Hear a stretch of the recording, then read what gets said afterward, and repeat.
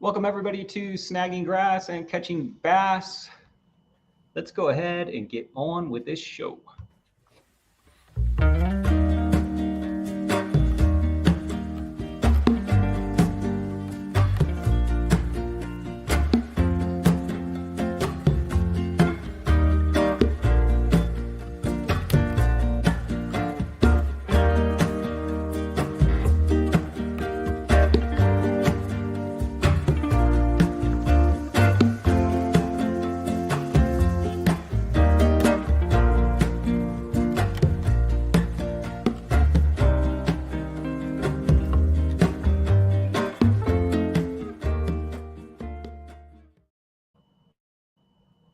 I'm Frank, and you're watching Snagging Grass and Catching Bass.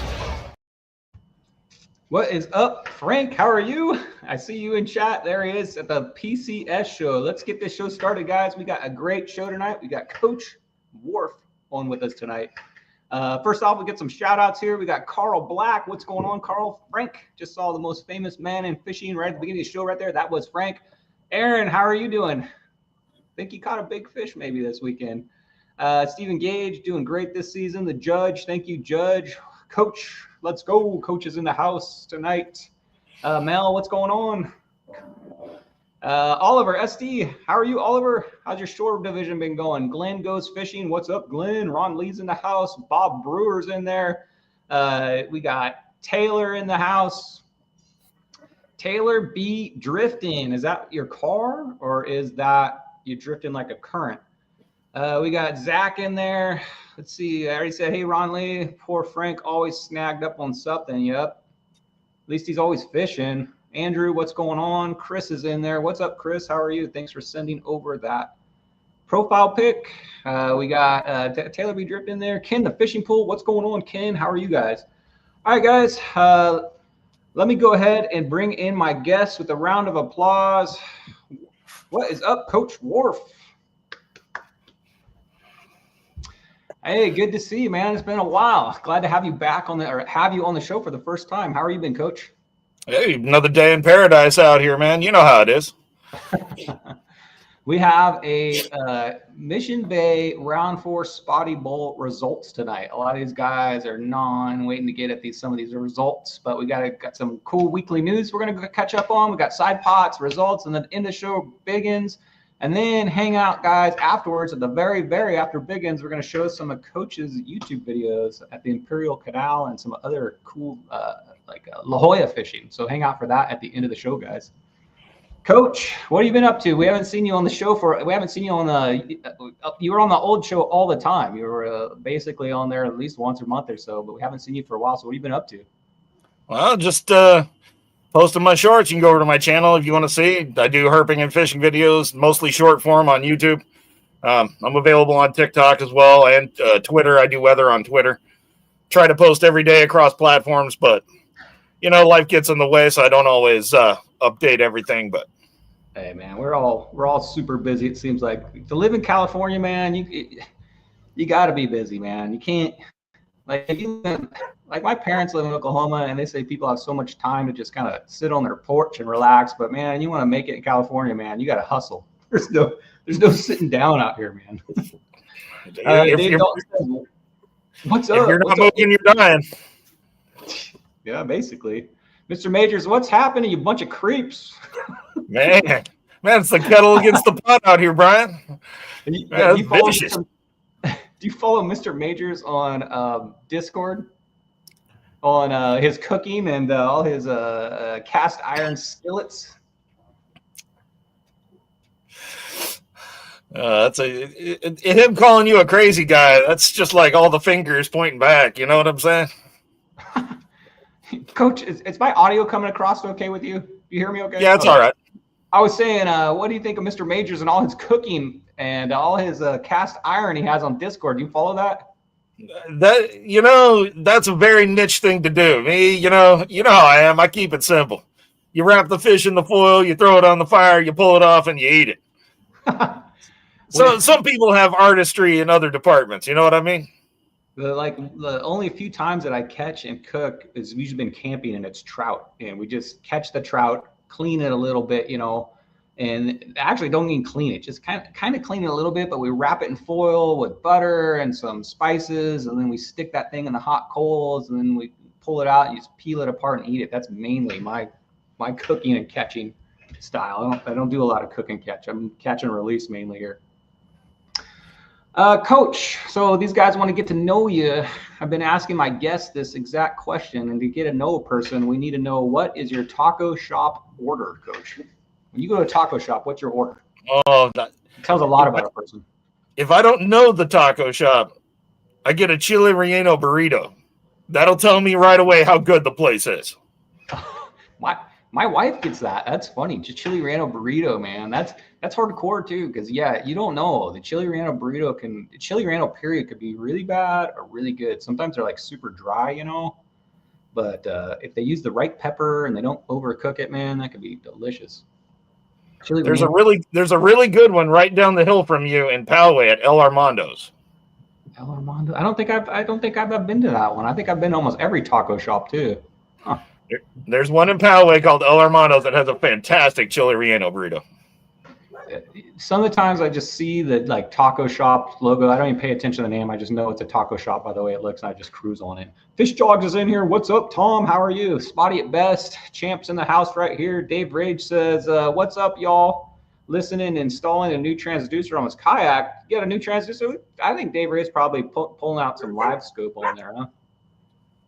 Speaking of Dave Rage. What's up? This is Dave Rage, and you're watching Snagging Grass and Catching Bass. What's going on, Dave? Coach is shutting his door. Office is closed. All right, guys. Coach, you ready to get to some weekly news? Let's do it. Let's do it.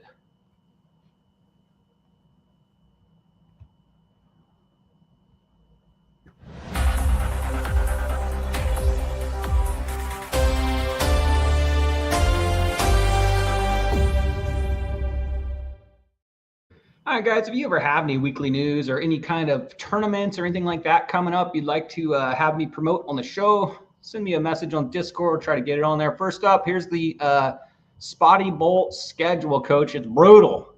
It's brutal. You know why it's brutal? It's because I got to fish Marina Del Rey this weekend, and it's 136 miles from my house. So we're talking like almost 6 hours of driving back and forth for better be more than one fish this time. And MDR is an interesting fishery, man. They have that. I have. I fished from my buddy's private boat there quite a lot once upon a time, and we got it pretty dialed in. It was an interesting place.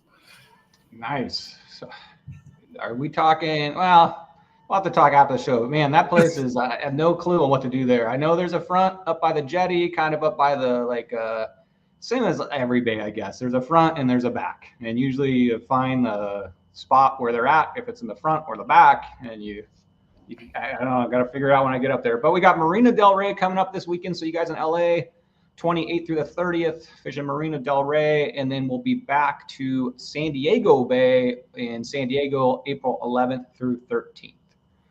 Okay, we've got an announcement here. We've got the Team USA Kayak Saltwater Fishing announces their third regional qualifier. If you guys don't know, Chad's been involved in this. Chad from Hookup Baits, and he fished Mexico recently down there, and we're gonna have him on the show here coming up one of these days to talk about that trip down there. But he wanted me to go ahead and put this out here.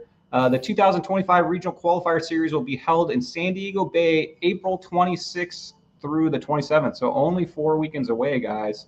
The top 10 anglers will be invited to a national championship hosted August 9th in my mouth isn't working. Pompano, there it is. Pompano Beach, Florida. From there, the top anglers will be representing the USA in the World Championship. So, guys, if you are interested in possibly representing the USA, Coach, let's go. USA, sign up for this April 26th and the 27th. It's held, the San Diego tournament will be a catch, video, and a release. Points being awarded for species. So I guess they're going for as many species as you can get. So it's that type of tournament. Artificials only. Here it is right here. It's $125 to enter, April 26th to the 27th. There is the webpage. It is ianglertournament.com. /battle-bay. So if you're interested in it, I would actually talk to Chad, try to get him in on here before this tournament actually starts so he can give you the details of it. But it's coming up, and currently there are 20 athletes from Texas and Maui that have qualified already for the 2025 National Championship. So could be cool. Enter this thing, top 10, maybe qualify to go to Florida, and then qualify to go in some kind of a world championship. Sounds interesting. And yes, it's done from a yak. So I know a lot of you guys are fishing from your kayaks. Alex Norton says, do I want to dust off my kayak for this? Alex, if anybody in chat could probably win this, it's probably that dude right there. I mean, species champion, pro champion, shore, soon to be shore championship mainly. Go for it, Alex. Carl Black says, right on. All right, next up, we got the Bloody Decks tournament, Coach. Did you participate? Or were you down there last year for this, April? I think I cooked for one of them, but I don't remember which one. That's coming up April 5th. Sign-ups are online. Bloody Decks, this is for a benefit the CCA, which is a group that we promote. They're helping us fight for our fishing rights. So if you're interested in that, check out Bloody Decks. It's on April 5th. I think it's $40 to enter this year. They're allowing Mission Bay and San Diego Bay. So spreading it out, but it's very similar to rules to like Spotty Bowl, biggest bass, bump board, submit it on Tournament X. So if you're interested in entering that, I entered it last year and it was huge. I'm going to say there was at least 100 people there. So it's cool just to be around that kind of environment. It was a barbecue, there was food, there was a lot of sponsors, a lot of giveaways. I think there was a raffle too. So if you're interested in that, it's pretty cool. Coach, how often do you go down and look at fireworks on Mission Bay? I'll stick around and fish till the fireworks start, and then I leave before they're over to avoid the rush. Okay, but I'm sure at some point in your life, it's been a tradition to go watch fireworks, right? I mean, yep. San Diego, during the summer, you know, if you live near the area, you take your kids down, or you just go down there with your honey, sit in your back of your car. Some of us might take a natural ice. Some of us might not. Speaking of that, Coach, cheers. What are you drinking? What are you drinking right there? Well, it says natural on it, so I figure it's got to be good. Why you got to make me look like such a wimp? I'm over here drinking a Bobley, and you're drinking a Natty Ice. Whatever. And for your information, Brian, this is room temperature, okay? Ooh. So... Has it been sitting in the garage for 4 months too? Like aging? Well, maybe. I don't think you could taste the difference if it was, but. All right. Well, you ready to put a Debbie Downer on those fireworks? Environmentalist group alleged that SeaWorld fireworks are polluting San Diego Bay or San Diego beaches and bays. There's me, by the way. Sometimes you can fish while fireworks. That's always an interesting thing. You think, maybe they'll bite? I don't know. I have caught some big fish during the fireworks before. No way. Big spotties even. Some pretty good memories I have of the original Spotty Bowl where we'd fish from 6 a.m. to 8 p.m. Like, I think the fireworks started at 8 p.m. maybe. I don't know. They started when we were ending. And one time me and Salty Dangler fished for like 16 hours straight. And we were going in and fireworks are going off. And he reached over to hold my hand. I'm like, dude, what's going on here? Maybe he was just scared. I don't know. It was pretty loud, so we'll just say that's what the problem was. Anyway, I got some good memories of the fireworks shows. San Diego Coastkeeper and Coastal Environmental Rights Foundation have sent a notice to SeaWorld giving them 60 days to respond. There's a document that claims the popular fireworks show over SeaWorld is polluting Mission Bay and the surrounding beaches. The environmental advocates say that the company routinely discharges plastic caps, wires, trash, and other chemicals into Mission Bay and is violating its fireworks permit. Oh, Coach. So in a way, I love to protect my bay because it's my bay. I love that bay. I've been there my whole life. But in another way, I love the fireworks and I love that families can get together and I love that knowing that it's just down there. You know what I mean? Like, but the fireworks are going on. But I would actually prefer, I think SeaWorld does a pretty good job. I have not personally seen like a lot of remnants, I guess, because I'm down at that bay all the time, shore and in my boat. I don't see remnants of all floating around in there up on the beach or anything like that. I would have to see a conclusive study that shows that it's actually polluting the bay, because I don't know. This could just be somebody that has a dog that gets upset at night that wants to shut down, you know? Well, there's kind of a couple sides to this. I'm sure that some nitrates or whatever enter the water. I'm sure there's some. But compared to the thousands of people living in the drainage around Mission Bay that are engaged in all manner of activities and engaged in all kinds of other craziness, I have a hard time believing that the SeaWorld fireworks are any meaningful contributor compared to the several thousand people that live along, say, Rose Creek or Banyan Bay or anywhere back there. There's a lot of people living back in there, so yeah, I'm more concerned of the same as you, as the runoff pollution. I mean, that's probably the killer. But I mean, you know what? That darkens the water. Doesn't seem to be having, affect the spotties. So I don't know. Okay, if you don't know where they launch them from, you can see this right from shore. If you look and see that little shack right there, if you've ever been to Mission Bay and seen that shack, that's actually where they're launching the fireworks from. If you look on there, there's a whole stack of tubes pointed up in the air. And if you're lucky enough to be on your boat or kayak when they're launching them, you can get, I wouldn't say, with like 100 yards of that thing, where you're like on the water and you can feel them like shooting straight up. It's pretty cool, actually, to be out on the water. They'll stop you. They don't let you pass through there. But you can go out there actually on the water and watch from the water. Fun fact, one of the biggest spotties I've ever personally caught and one of the biggest spotties I have ever seen came from right where that guy is standing. No, God, there you go. Coach giving up spots right there. Yeah, my that general channel right there, that's where my PB came from too.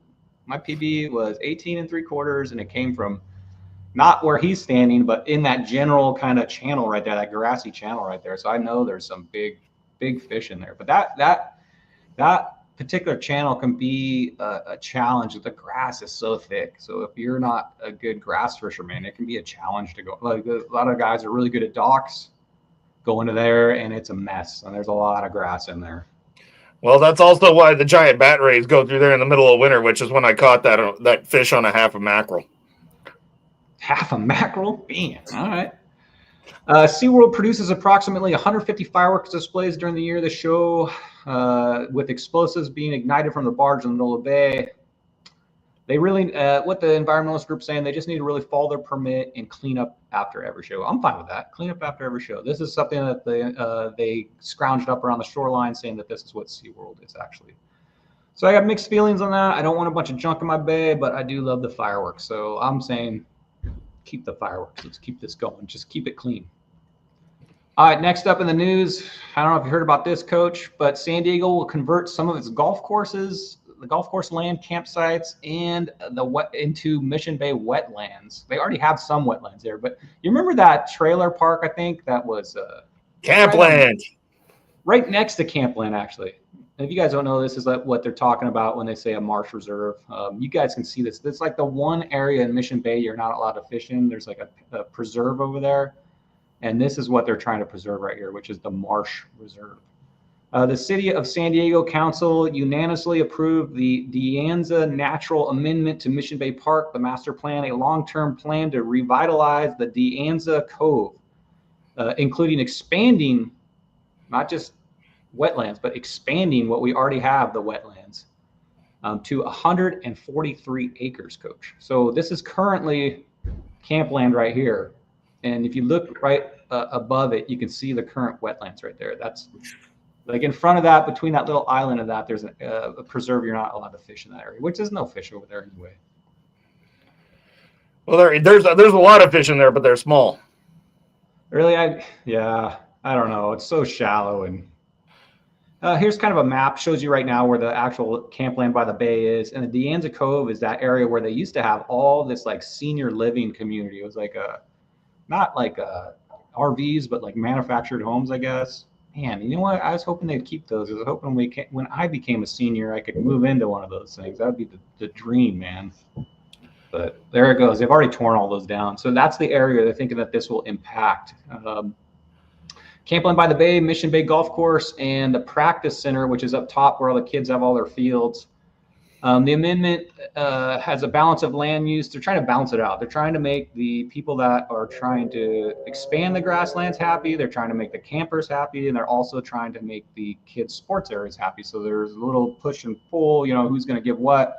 Environmentalists, if they had their way, would just take all that land and make it into marshlands. They don't want anybody touching foot in there. But good thing for us, the city is leaning both directions. They're giving a little bit of grassland, and then they're also going to go ahead and make some nice RV camping, which we love. Everybody's stayed at Campland by the Bay. That place is awesome. It's hard to actually get a spot there anymore, but Campland by the Bay is awesome. You can go down there and park in your RV, spend the weekend right there camping. People that come from Arizona, all over the country to stay there. So I'm all for that. I want people to come here and spend their money. And then the kids area, definitely want to keep that. They need that. The Planning Commission considered an amendment at December 2003. Then before the Environmental Committee, I'm just scrolling through this right now. Deanne's Natural provides a board of enhancement. This is boring stuff right here. I'm not gonna read all this, but basically they're gonna expand this area. Here's the map of what they plan to do, Coach. I don't know if you can see all that, but the dark green areas are going to be the new marshland areas. The light green is the new activity areas, and I think the purple areas is going to be like the camping and recreational areas. So looks like they're getting taking a little bit of marshland, but also giving back some. So I mean, it's going to kind of suck for the guys that fish bat rays along there. If fishing's not allowed in that back corner, that's going to change the whole ecosystem and the draw and the migration of the bat rays and everything. I'm a little confused by this map though, because you see where it says existing boat launch ramp. You can see the little arrow pointed towards it on the far right bottom. If you look straight across from that, that's now where that senior living community is. It looks like they're pulling almost dredging through the middle of that to have that as an island. It looks like, is that what you're seeing? It looks like an island now. Right now, there's it's a peninsula. There's a pretty narrow isthmus right there that basically almost goes underwater already. Almost, it's just kind of a low spot there, so they're probably just going to knock it through. Mm-hmm. And that would bring water into that area to create that marsh. Yeah, but that's going to change a whole bunch of stuff because the bat rays migrate. That's where they drop their babies at the end of winter, and they fatten up on all the razor clams and ghost shrimp back there. Interesting. Yeah, I know it's Stingray City back there because back when my kids were little, we'd go over to that little grassy park right there with the playground, and we toss a piece of shrimp or a piece of squid out there on a Carolina rig and just set it in a rod holder and wait for that thing to bend, and the kids would run over there. And yeah, it was full of stingrays. Tons of them, the little tiny ones. There's big ones in there in the winter, though. The big girls migrate back there. Some of my largest that I've ever caught, I caught back there. What's your largest you ever caught back there? Somewhere on the 54-inch mark, 54 and change. Wow, what 54? What would that be? About a 60-pounder? Like in the 230s, I'd say. Oh my gosh, 230-pound stingray back there? Yeah. Well, for every inch wider they get so much thicker. Yeah. So like between 55 and 56 inches, they gain like 25 pounds. Oh my gosh, I had no idea they got that big back there. That's nuts. You gotta have a proper rig to catch that. You're not catching that on your 8-pound bass rig. No, I used the 6.0 and 80-pound line. Okay, that'll do it right there. You're planning for it. So here's some pictures of the marshland. This is what they're trying to turn it into right here. And there's a current picture of our current marshland right there. All right, Coach, let's go ahead and move on here. Let's go ahead and what do you guys think of this? The only thing I'm worried about is if it seems like if you give a group an inch, they want to take a mile. You know what I mean? So I'm glad that the city's kind of fighting for keeping that like a recreational space and not just totally abandoning it. And, they're keeping the RV, they're keeping the kids' playground over there, and they're giving a little bit up, but I don't like to give too much up because next thing you know, we're not going to be able to bring a 2-stroke motor in the bay. It's going to be emission times. There's going to be a fee. I don't know. I like the bay the way it is. Let's not do too much to it. You know what I mean? Yep. All right, you ready to do some side pots here, Coach? So, guys, at the end of the show, too, or during the show, if you have any questions for Coach, type type them in chat. But at the end of the show, we're going to go to Coach's YouTube channel and check out some of his cool adventures down in the Imperial Valley. So, all right, here we go, Coach. Oh, there.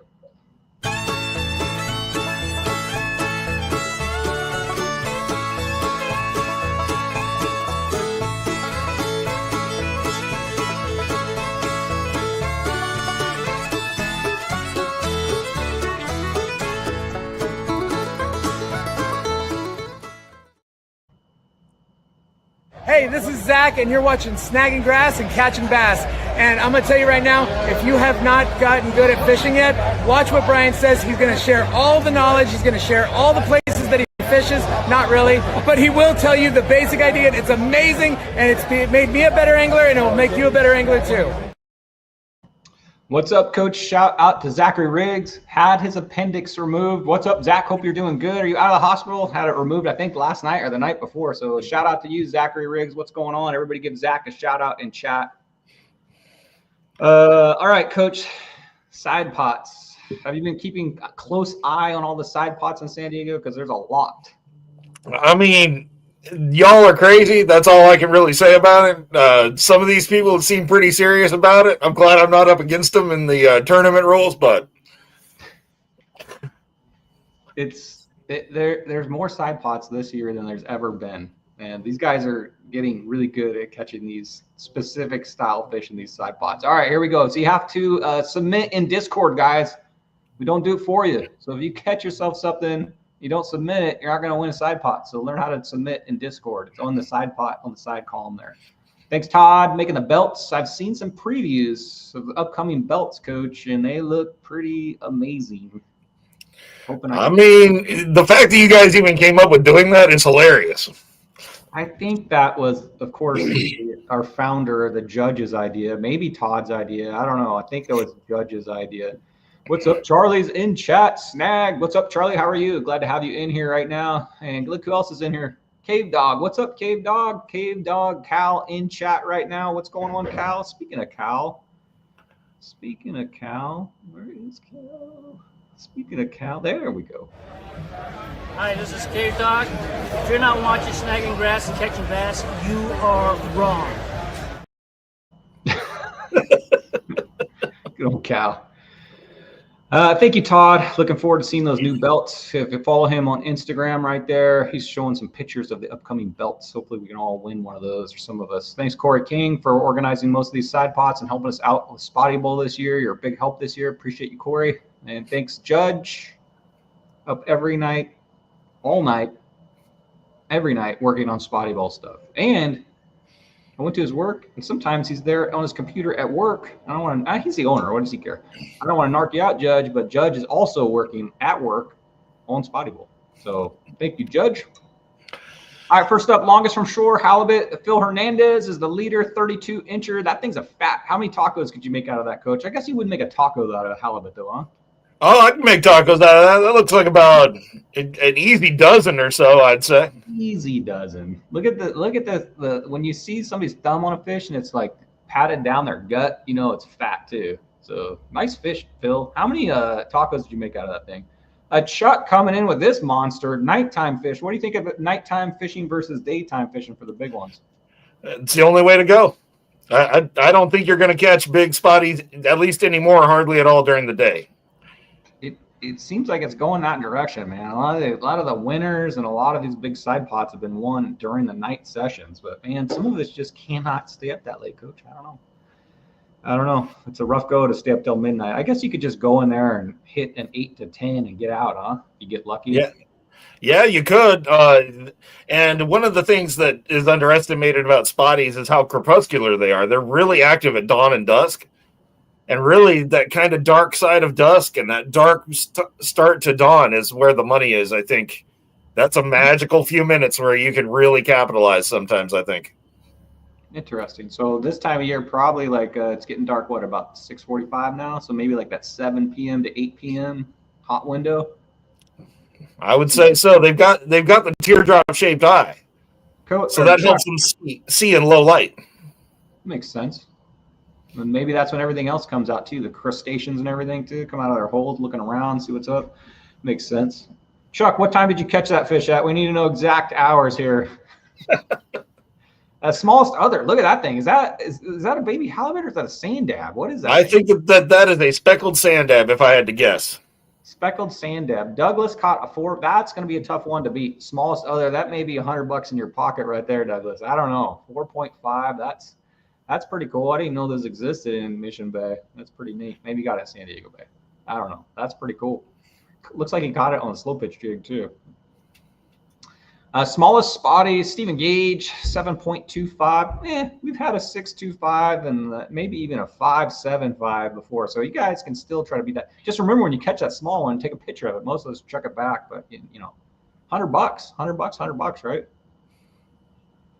Longest sponsor bag. This is gonna be a tough one to beat. 68.25. Juan leading that one. Got Fish Lab, Cool Baits, Kamagatsu Submission Reaper. Longest halibut. Did I already do longest halibut? Oh, longest halibut from Vessel. The other one was from Shore. From Vessel, 26.7. And the Shore pounders are getting bigger ones. I think the Shore was 32. Andrew, anyway, that's a really good one, right? Looks like got on hookup baits. Good one. Longest other, that's me, Coach. That is a scary fish right there, let me tell you.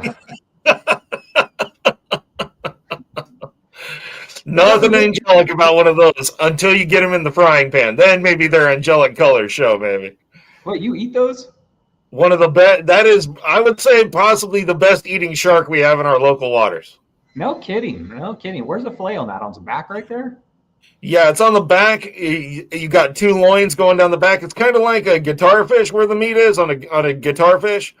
There's 2 big loins that go down the back. You actually get better meat yield than you'd think. But I mean, the thing was definitely heavy. I didn't want to weigh it. And what am I going to hook onto? I'm not going to hook onto his mouth, you know. And I didn't want to injure it, so I didn't weigh it. But man, if I had to guess, I'm gonna say 17 pounds on that thing. It was pretty, you know. I'd have quite a bit of meat on her too. That sounds like about 7-8 pounds of meat to me. I don't know how you guys flop those things in a kayak. There's no way. When I pull that on shore and its mouth is, you look in that mouth, ugh, gross. Longest spotty on Vessel, Charlie, 17.25. Chuck, 18-incher from Shore. So shore guys are getting the bigger fish, Coach.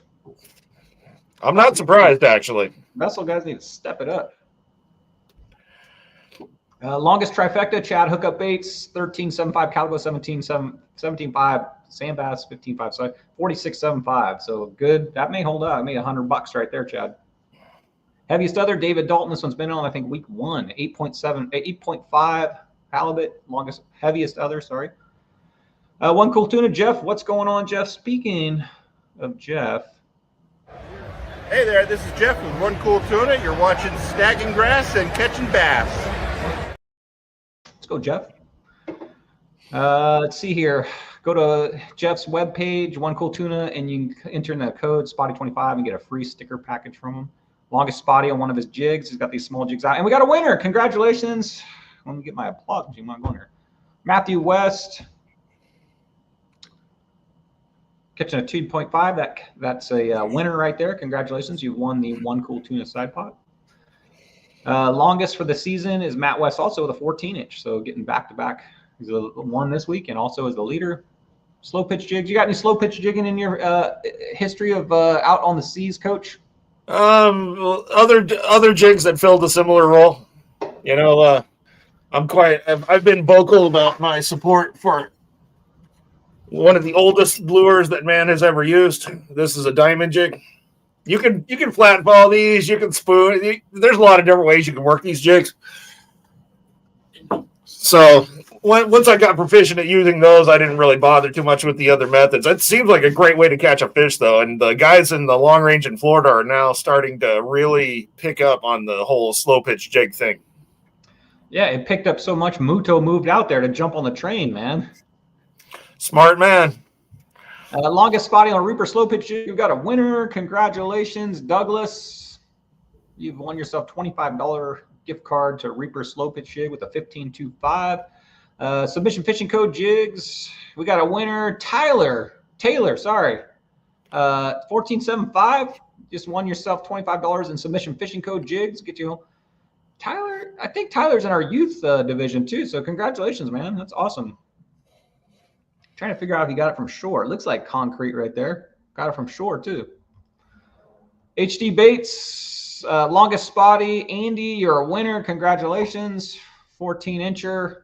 Looking for the bait. Oh, there it is. Right on the tail right there. Got it himself with a paddle tail. Taylor says, yes, early birthday present. That's right, man. Got yourself some slow pitch jigs.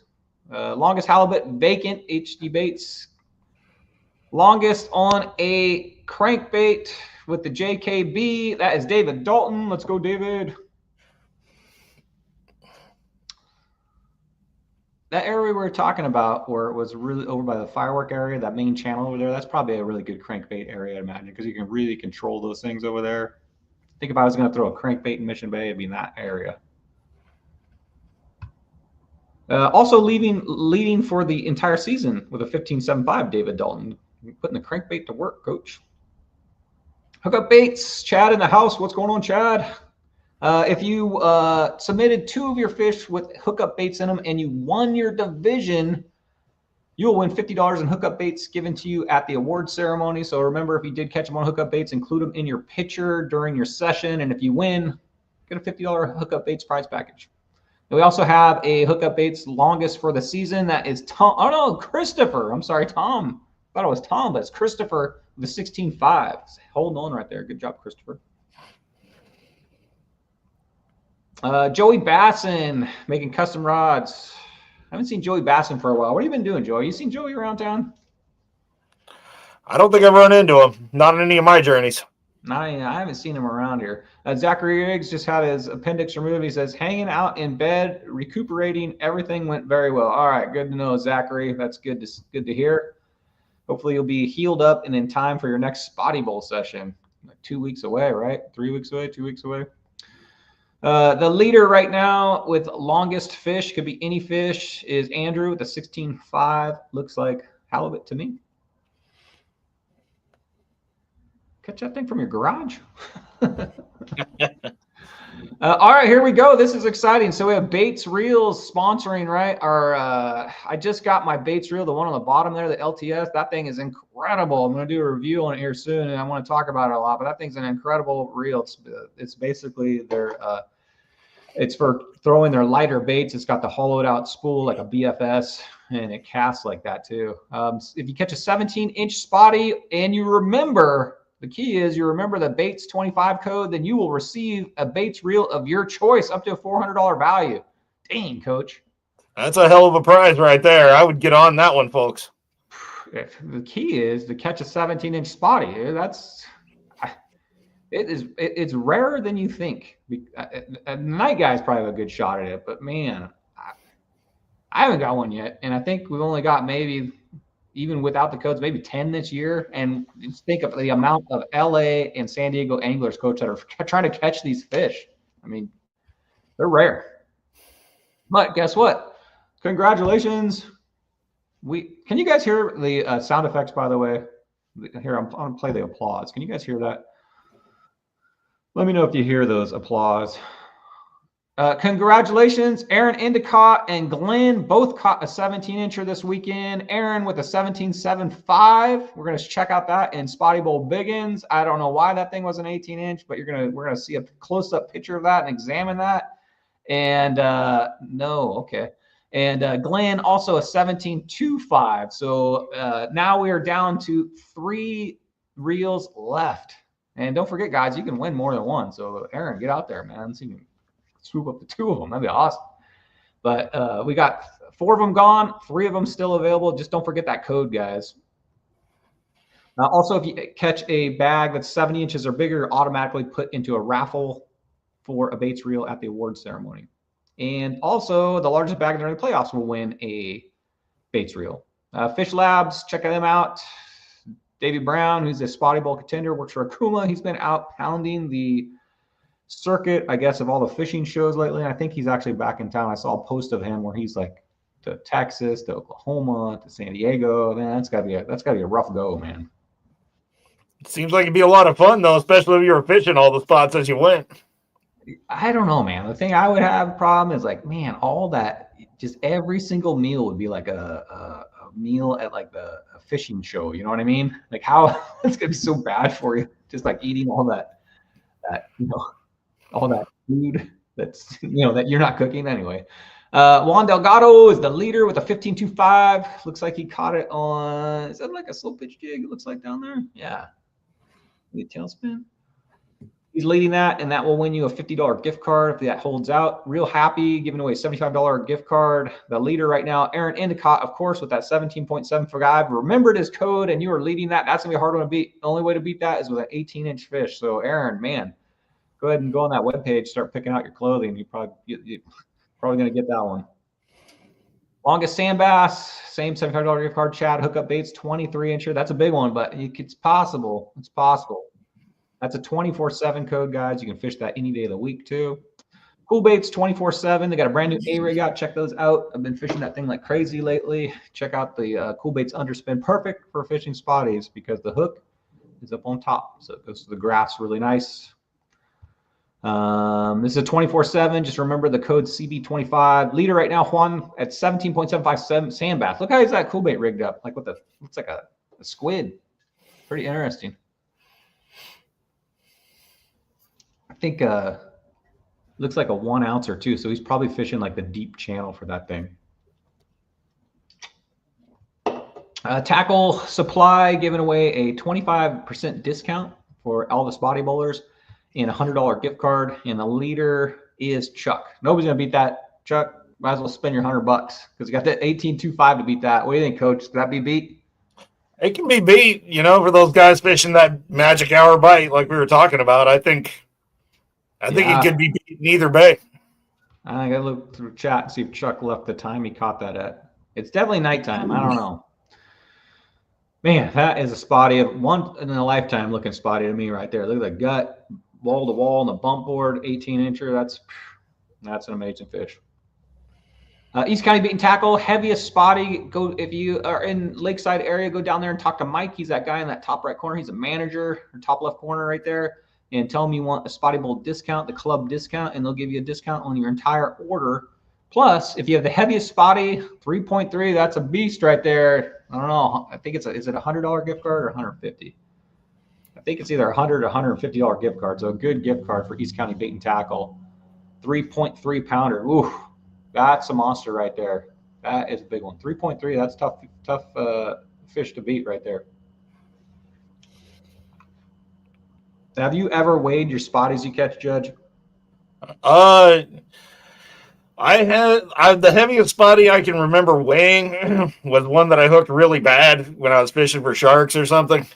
And I hauled it up. It was a tank of a spotty too, not as big as the one I caught bat ray fishing, but I think it was over 4 pounds.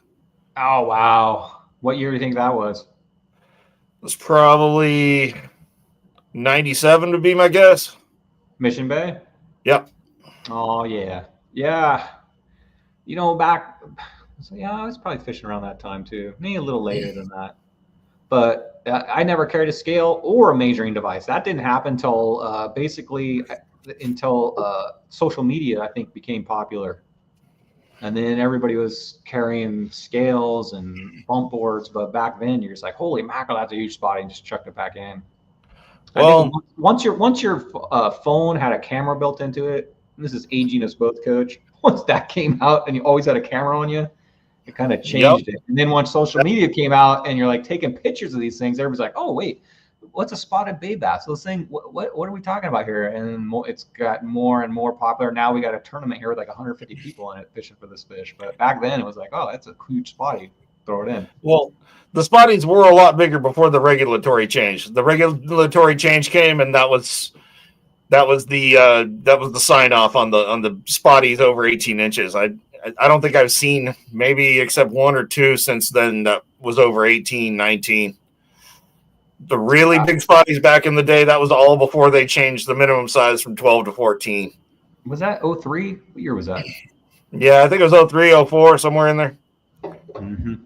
And that was a regulation to supposedly protect the sand bass. Their favorite fish to harp on when they're not doing well, because some years they don't really have successful spawns because the water temperature isn't right or the Humboldts come and clean them out. Man, I've never heard of a sand bass shortage. Anytime you go hunting for sand bass, seems like there's a plethora of those out there. The department would disagree with you. Yeah, because they know, because they're out there all the time like us, right? Sure. I don't know where they're getting the info from. If you win the Spotty Bowl and you become a Spotty Bowl champion, you'll be getting an Akuma Inspire reel. I'm fishing one of those spinning reels. They're pretty nice, saltwater rated. They're a pretty nice reel. Check those out. If you win Spotty Bowl as champion, you're going to get one of those. Mic Drop Comedy is sponsoring Spotty Bowl, Judge. And Eric is winning that. And it's longest bag other than a Spotty at 33. All you got to do, guys, is catch 5 fish of different species, enter in this, and you're going to get a $200 value. You're going to get a VIP booth at the Mic Drop Comedy Club. So enter that. Why would you not want to go to that? I want to go to that. CB and Baits, vacant right now. $50 longest hot spotty on CB and Bait, vacant right now. And he's got this special setup, vacant right now. Also, check if you guys want to win that, $50 right there. If you just buy that and catch a spotty on it, right now it's vacant. So whatever you catch on it will be the leading fish. I would recommend going to CB8 and get some of their baits and winning some of these prize packages. Taipan Rods is a blind boogie. Corey pulls out a random number generator, and if your bag is closest to that, you'll get a raffle ticket towards one of these awesome rods. And the winner is, let's go, Emmett, 30.25. I bet, Emmett, you didn't think you're going to win that with a 30-inch bag, but guess what? You did. So you have won a 1 in 14 chance of winning a Taipan rod at the awards ceremony. You are entered in the raffle. Congratulations, Emmett. Big Money Jonah Baits, let's go. They're giving away a prize package of $100 and also $250 cash, guys. So if you get some of these Big Money Jonah Baits, get him on, contact him on Instagram. And right now, Peter is leading this with a 15.5. Let's go, Peter. Nice. Peter's going for $250 and some baits. That's a big side pot right there, man. I have to get some of those and take that from Peter. I did order these baits. So these baits are coming. I saw that curly tail color right there with that fire, that orange tail and that like dark green right there. So I ordered up some of these. I'll be fishing these, and as soon as I get them, and I'm going to win this side pot. 150 cash plus $100 prize package. How could you not, Coach? I mean, that seems like a pretty. There are some really interesting side pots and just all kinds of stuff that you'd be well advised to participate in, especially those 24/7 ones. If you're fishing on the non-tournament day and it'll count, yes, put the codes up. 2025 longest side pot, longest total 5 fish accumulated bag on the baits. Do not need to be caught in the same session. All right, so I'm going to start winning this one. I'm tired of seeing these vacant ones. I'm going to win some of this cash. I got to pay for all my Spotty Bowl stuff. Gamakatsu sponsoring us. Thank you, Corey, for that. Include a picture. If you have questions about this side pot, ask Corey about them, but including a picture of Gamakatsu product in with your fish. And the winner is himself, Corey King. Corey, nice job, buddy. 15.25. Got his Gamakatsu hat in there, or beanie. And that qualifies you to win this. And Corey, you have won it's actually this right here, which is, looks like braid cutters and all kinds of cool Gamakatsu hooks. You know, that little towel thing's pretty cool too. I have one of those. Congratulations, Corey, on that. And all right, here we go. Longest fight. Can you hear this? Can anybody hear this?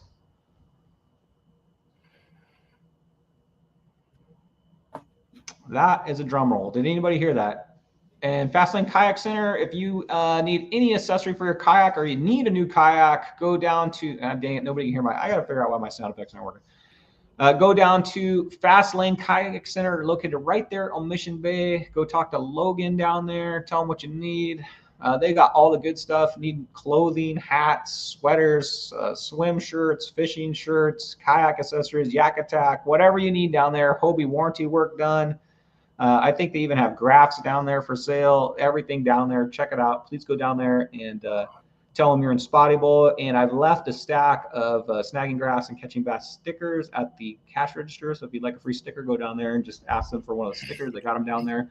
And the winner, the Fastlane prize package is, oh, wait, before that, this is what they win.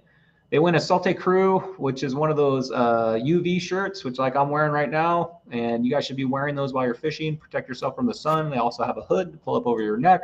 Plus you get a $25 gift card, a Fastlane, not hoodie, a Fastlane hat, Hobie buff, Madison sunglasses, and this cool Hobie lanyard to hook your phone onto or whatever, so you don't want it to sink to the bottom. And your winner is, let's go, Aaron Endicott. Congratulations. I'm going to give you applause with my hands because my sound effect's not working. But congratulations, Aaron. 17.75. That's a beast. We're going to check that out in Spotty Bowl Biggins. Congratulations. Go down to Fastlane to Aaron. Tell them that you have won the side pot. Show them your app, and they'll hook you up with that prize package. Congratulations. That is a nice one. Yes. Chris says, nice. Yes, guys. 17.75. Nice job. No dad jokes or sound effects. I know. Show's slipping, huh, Coach? I know a few jokes if you want to hear some. Okay, hold on a second. All right. Let's hear this. I'm ready. You put yourself on the spot. I didn't put you on the spot. I got lots of jokes. What kind do you want? I was out the other day, and did you know I had a dog? And my dog ate an entire bag of Scrabble tiles. So I took him to the vet. No word yet. No word yet. Yes, sir.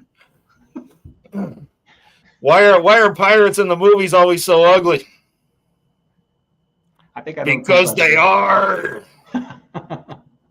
Good one, Coach. A couple dads saying some jokes over here. Unfortunately, we're all going to die one day, Coach. It's just, there's no stopping it. You know what I mean? But when I die, I want to die peacefully like my grandpa, sleeping, not like his passengers yelling and screaming. Is that it for now? We better call a stop to this one before we get we'll end it on that high note. All right, let's go ahead and bring this up. This is why all you guys are here. Hold on a second. Let's bring this baby up.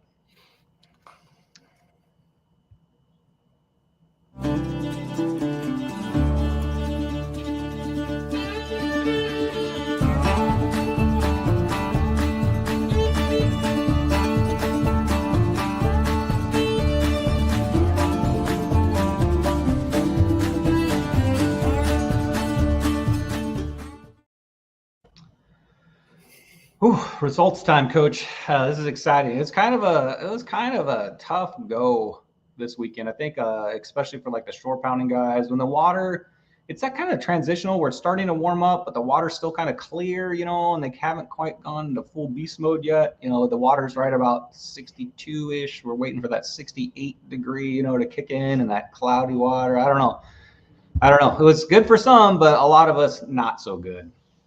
Have you been shore pounding lately, Coach? I was working some bait the other day in Mission Bay. I didn't really have a lot of time. I was kind of hoping for an angel shark, but I couldn't really get my bait situation dialed in, and there was a lot of algae in the water. So I didn't try for too long before I moved to greener pastures. Interesting. Yeah, it seemed like it was a short time window. If you found them, and you had that little time window to get them. But then when that sun got, at least for me, because I was fishing in the morning sessions, when the sun got up over your head, it was, watch out, because it's shore especially. There's only so many places you can go. And if you're stuck at low tide, sometimes that can be tough too. All right. Results time, guys. Youth division, we have a youth division, $20 to enter. If you can enter this anytime, but the youth get to fish the entire month, not of March. Oh yeah, we are in March.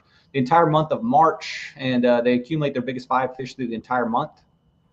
Right now we have, as of March 24th, the standings are 73-inch bag Taylor. Let's go. 71-inch bag Cole, 69. Hollis, Cody with a 69. There's some big bags in there. 69-inch Nathan, 65. Emmett, 62. So, and Phoenix down there, I'm sure she'll probably end the season or in this month with a big bag, but I think she was our first place last month. So guys, nice bags right there. So keep it up. You fish all the way through the month, go for the longest bag, and then you'll accumulate points. Our points leader right now, as of before the March points are out, is Tyler. Congratulations. Man, Tyler, not only winning a side pot, but also leading for the season. Congratulations, man. That's awesome, dude. All right, shore division round 4. You ready for this, Coach? Let's do it. Short division, man. Shore division stiffened up, man. All these guys have gotten really good, these shore pounders. They opened up that nighttime time slot, man, and it really changed the game, I think. These guys are you got to catch a big bag now to win shore division. The nighttime slot really kind of changed it. All right, here we go. Man, I feel naked without my applause working. It's working. I don't know. Sorry, guys. I'll try to figure that out by next show. Get my chat going here. See if there's any questions. If you guys have any questions too. We got a dad joke here. What do you call a duck on drugs? What do you know the punchline to that one, Coach? I don't know that one offhand. Okay, Dale, give us a punchline. What do you call a duck on drugs? TB Metal Art is in the chat. He says, "What's up, Snag? What's going on?" Spotty at Best says, "Let's go." The judge says, "Here it is, a quack." Spotty says, a quack head. Nice, Alex. I like it. All right, next short division. Here we go. 13th place. We got Brady, Eric, Samuel, and Andy, and Danny. Let's throw that away. That's your mulligan. I don't know if you did not fish or did not catch a fish, but that's a bummer. Oliver with a 12.25. Let's go, Oliver. I didn't think you probably didn't think you're going to 8th place on that. Lee Gill, 25.5, 7th place. Chuck pulling in a 27-inch from source. See, that's a pretty rough. If Chuck's catching 27 inches, you know it's a rough day right there. 27 inches, still Chuck, that got you in a playoff position. So remember, guys, just keep fishing hard. You want to keep that top 7 position to make the playoffs. All right, top 5. There we go. Let's go, Tyler. 27.5. Congratulations with a for 5th place on that. Side pot, leading the youth division, and also 5th place. Let's go. Congratulations. Brian likes to fish with a 60.75 from shore. That's me, Coach, if you didn't know. And I was having a pretty good round, and that is actually, I only caught 4 fish. So you guys can figure out that average right there. That's a 15-inch average. I caught 4 fish, but my gosh, Coach, I could not get the 5th. There's a bunch of shore pounders out there, and oh my gosh, I could not find my 5th fish. So I'm stoked to get that number for a 4-fish bag. That's pretty solid. Tom has a question. He says, "What's the story on our guest's awesome disguise?" What is the story? Well, why don't we get to that at the end there, because we can talk about that for a little bit. Hang out, Tom, at the end. I think it's going to explain. We're going to watch Coach's YouTube, some of his videos after the Spotty Bowl results. At the very end of the show, we're going to check out Coach's YouTube channel. Brian likes fish 60.75. I'll take it. Mr. Majors coming in with a 65.75. Let's go, Mr. Majors. Good enough for 3rd place, top 3. Let's go. Get some big bags from shore now. Coming in 2nd place, Aaron Endicott. I don't know what your score is. Why is it not on there? Aaron Endicott got a good bag. I think it was a 69, but I'm not 100% sure. Let's go, Aaron. He doesn't care, man. He got that huge fish, right? Let's go, Aaron. Why is your score not on there? But congratulations, Aaron. You've got 2nd place. And your winner, man, no drum roll. That's terrible. Still don't hear that? Nobody hears that? Dang it. Nope. And your winner from the shore division, let's go, Alex Norton. Congratulations, 1st place with a 71.25. Wow, man. Alex is having quite a year here, Coach. I think that's his 4th 70-inch plus bag, dude. So, Alex, congratulations, man. That is an incredible run you're on right there. Alex has got it figured out, man, from shore. He's got it figured out, man. Guys, we're gonna have to figure out how to beat this guy. I don't know if it's possible this year. I hate to tell you, Brian, but that was one fishy dude right there. Oh yeah, incredibly so. A long time, man. Yeah, he is. He puts in his dues, man. So congratulations, Alex. Proud of you, man. He's on his way to win a shore division championship. I know. Let's go, Alex. Let's go. Peter says, "Let's go, Yakuza." Alex, you animal, Mr. Majors.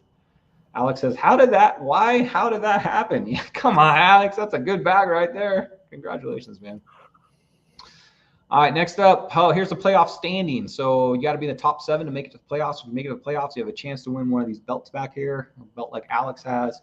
And you go into a playoff tournament against the other top 7 anglers. So right now, if you're below the red line, you need to kick it up. Looks like Alex is leading way up there, but looks like to get into the playoffs is going to be a battle. There's a lot of people right on that edge right there. So fish hard through the whole season. Don't give up.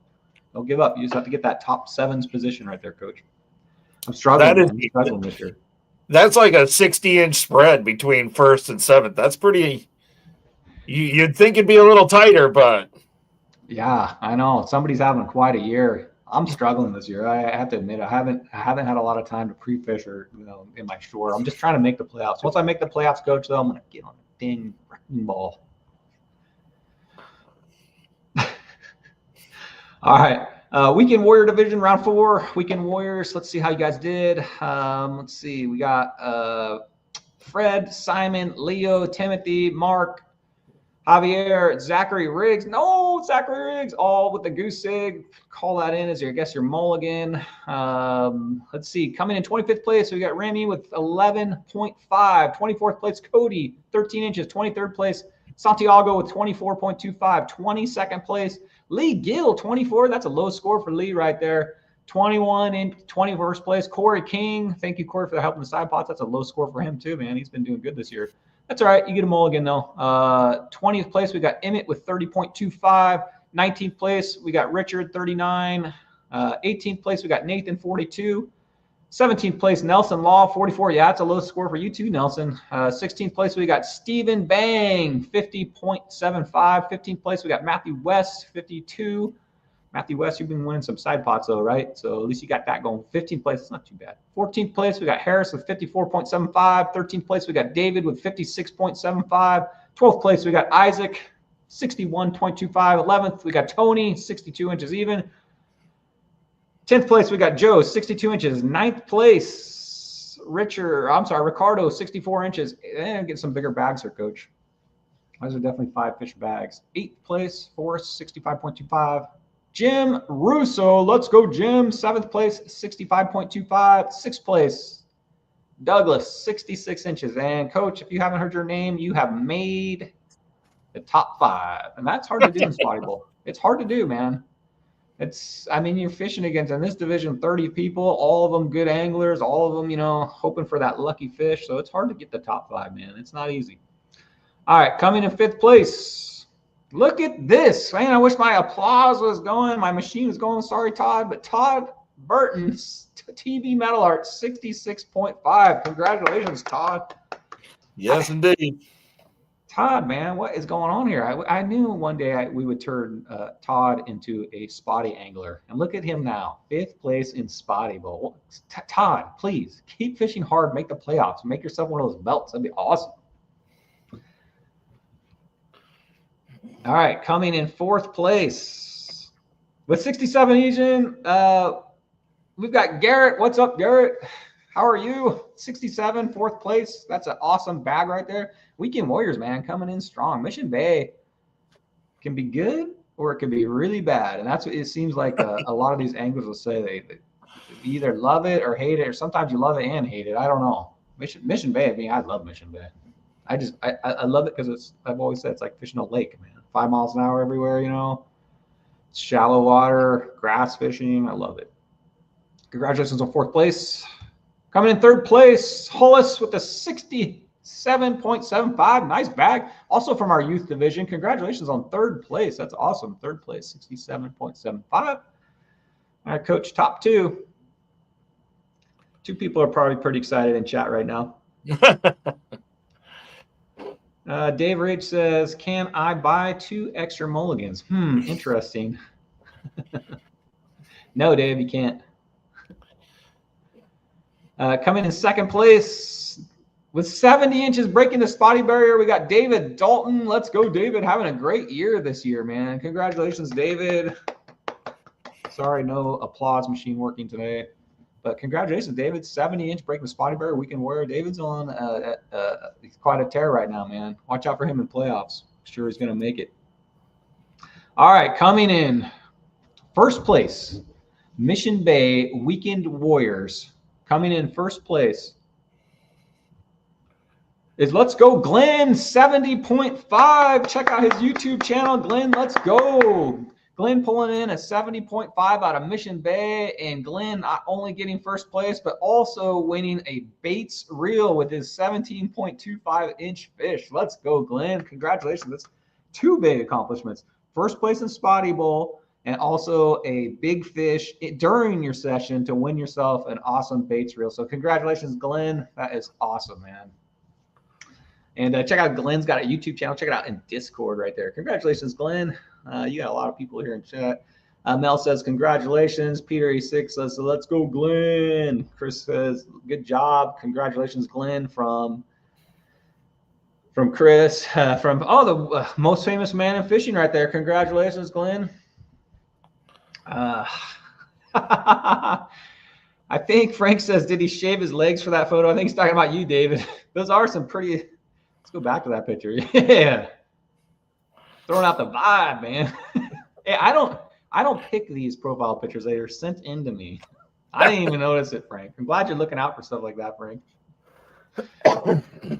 Okay, next up, here's your playoff positions. That is hard to see, you guys.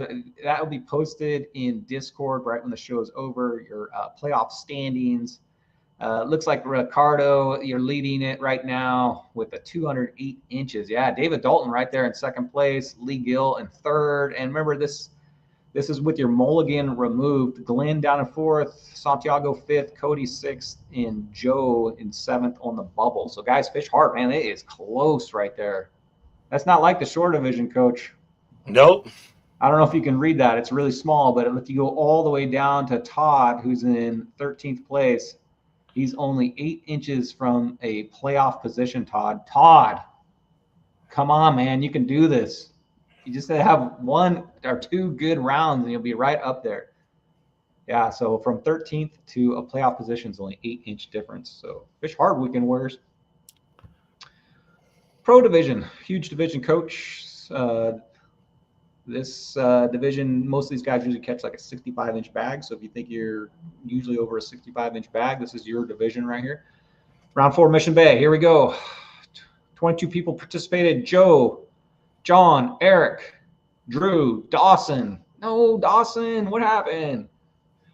Michael, all got their mulligans. Get those out of the way. Dawson, come on, man. I know you can do better than that. Get out there and fish hard, man.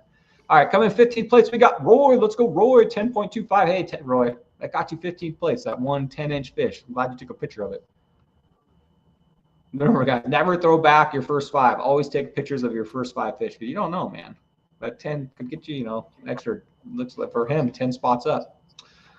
14th place, we got Dave Rage, 12.5. 13th, we got Dave, no. 13th place, we got Derek with a 25-inch. 12th place, we got Derwin with 53.75. 11th, Andrew, 61.25. 10th place, we got Bryce with 61.25. 9th place, Thomas. Thomas, man, I think Thomas won last week, so slipping down a little bit, but still a good bag. Stay consistent, Thomas. Thomas with a 63.25. Most famous man in fishing, Frank Santiago, coming in 8th place with a 64.25. Nice showing there, Frank. Keep consistent there, too. 7th place, we got Hollis with a 64.75. 6th place, Andy, so close, Andy, to top 5. Andy with a 65.5. All right, and here are our top 5 pros, Coach. Let's go, Juan Delgado, 65.75. That's a nice looking halibut right there. What do you think that looks like to me? Juan, if you're in chat, I'm going to guess that. What do you think, Coach? 38? I don't know about the length, but it looks like it's about, I don't know, maybe 20, 25 pounds would be my guess. You think that heavy? Maybe. Maybe. His arm's tight to his body, so he's not long arming it. You know what I mean? So look at it. It's as wide as Juan is. It's like the same width. Yeah, you're probably right. Probably 20 plus pounds. Juan, how big was that thing? Congratulations, by the way, on 5th place, 65.75. Wait. Oh, man, look at the difference. Only a 1/4 inch. And you guys, remember, guys, measure those fish. Take your time. Get that extra 1/4 inch. Take your time measuring fish because the extra 1/4 inch can count. Christopher Allison, 66.25. Let's go. Christopher sent me a new picture, but I didn't have in time, so I had to grab this one over here. Tom TV Metal Art says he thinks that halibut is a 17-pounder. Brian, can I finish the season in Weekend Warriors? Oh, no, Dale. Dale, I didn't even see your. Oh, you're in Masters, right, Dale? I know there's no jumping down. Sorry, buddy. Once you're in Masters, you're stuck, dude. That's a tough place to be sometimes. Christopher, 66.25. Let's go. 4th place. 3rd place. Top 3. Chris, let's go 67 inches even. Look at that fish too. That's awesome. Congratulations on being in the top 3, 67 inches even. Nice, man. It's a good bag right there. All right, second place. We got Drew, 67.25. Man, catch and cleaned a tuna looking there, but who cares about that fish? You're in Spotty Bowl. Let's go, 67.25. Congratulations on that, Drew. Second place. I think that's the highest that Drew's scored yet. So, man, keep going, Drew. Make it to those playoffs, man, and that's when you want to peak. I'm telling you. Been here a few times. What kind of tuna is that, Coach? Is that a bluefin? Certainly looks like a bluefin to me. Yeah. What do you think of the bluefin situation this year?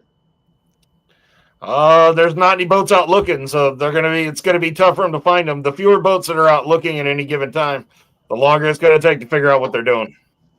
Have they came up from down south yet? Or are they still lingering down there? No, nobody seems to know where they are. The closest I heard anybody taking them's at like 75 miles. So it's anyone's guess if they're going to move up the line or go local or head off. We don't know.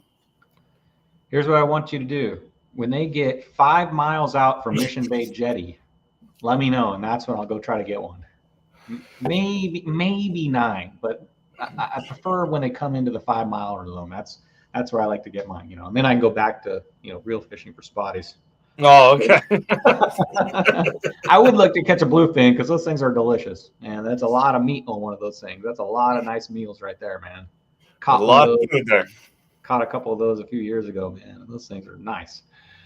All right, and your winner of round 4 Pro Division, Mission Bay, coming in with a 70.75, we got Ron Lee from Hookup Baits. Let's go, Ron. Are you and the whole posse inside the Hookup Baits building watching this on the big screen TV? Let's go, Ron.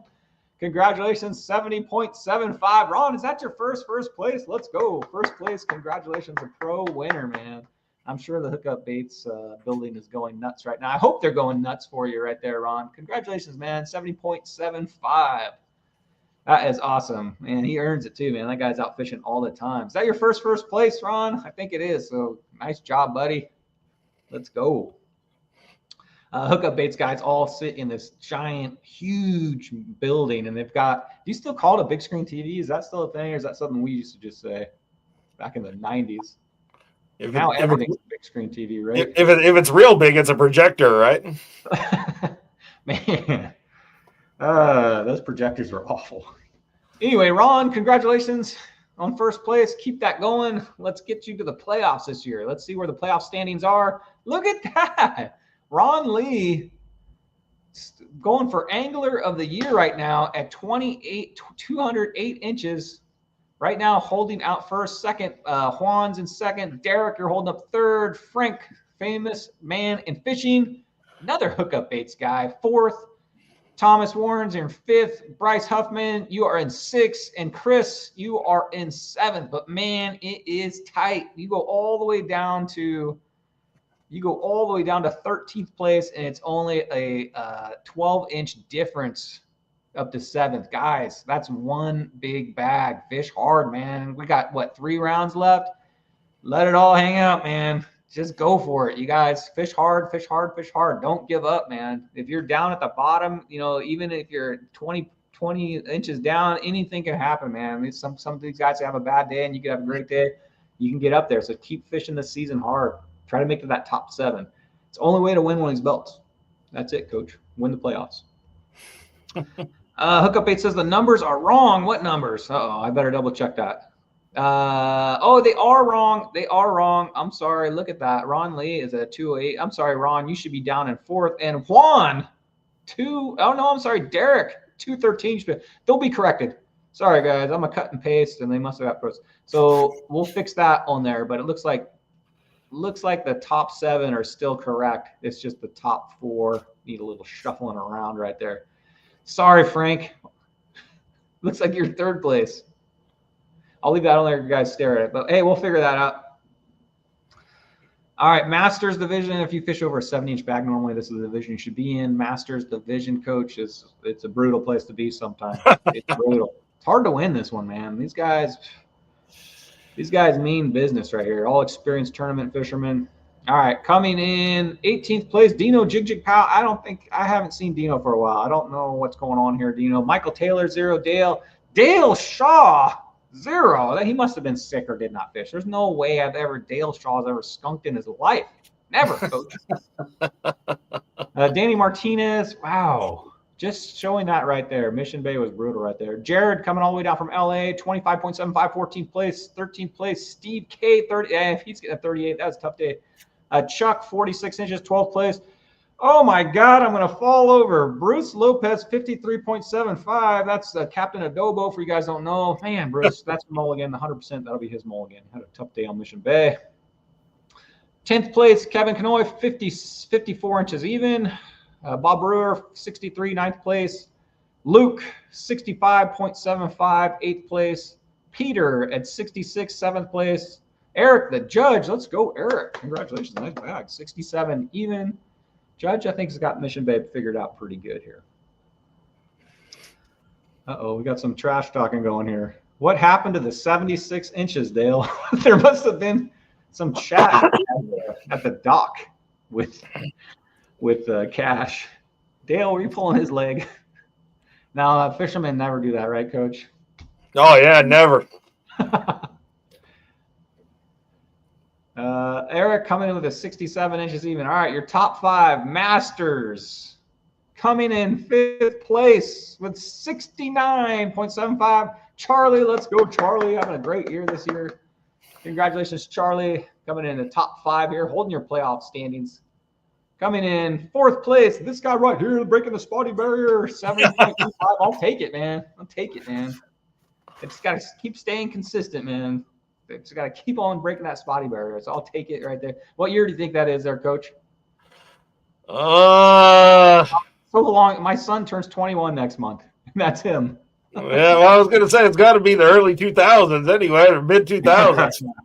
That's when I was back cruising the bay with a seeker rod, looking for big, weird fish, man. Cruising around on a rental skiff. Good times right there. Coming in 3rd place, coming from LA. Let's go, Cash, 70.5. Congratulations, man. 3rd place. That's an awesome bag for you. Not knowing our water is too good, too. It just shows you, man, some of these guys can plop them in any bay and they'll do good. Congratulations, Cash, 70.5, breaking the spotty bear. All right, here we go. 2nd place. Stephen Gage, 71. Let's go, Stephen. Stephen, man, I don't want to face this guy in the playoffs. He's had quite a year this year. 71 inches even, 2nd place. I think he's got a bunch of seconds. He's due for a 1st place here. I'm sure it's coming up. But look at this, Coach. Look at from 5th place, right, to 2nd place. Oops, I blew it. From 2nd place, 1.25 inches, man. So, gosh, you just got to get those. That every little inch counts from 5th to 7th. All right, and your winner of the Masters Division, round 4, Mission Bay. This guy, man, this guy is Chad from Hookup Baits. Let's go, Chad, 74.75. What is going on, Chad, man? You are slaying it this year, dude. That is like, I think that is that your 2nd or 3rd first in a row? Chad, man, he's a force to be reckoned with, man. Down there fishing in Mexico for the team spot on the U.S. kayak team. Now coming up here winning Spotty Bowl, man. He's putting on his time on the water, dude. Congratulations, Chad. Another Masters win with you. Plenty of those under your belt. Chad's on his way to try to win another one of these Spotty Bowl championships, one of these belts. And, guys, we're going to have to try to keep up with this guy. Congratulations, Chad. That's an awesome bag. 74.75. Blew us all out of the water. Dang. Whew, you must have found some big ones. Yeah, that's all I got to say, man. That's a good bag right there. Congratulations, Chad. And here is our playoff standings. Of course, Chad's up there in the number 1 position. Somehow, Coach, I don't know. I'm in the number 2 position, but I'm going to have some good bags. Give Chad a run for his money this year, man. He's got a 10-inch lead on me right there.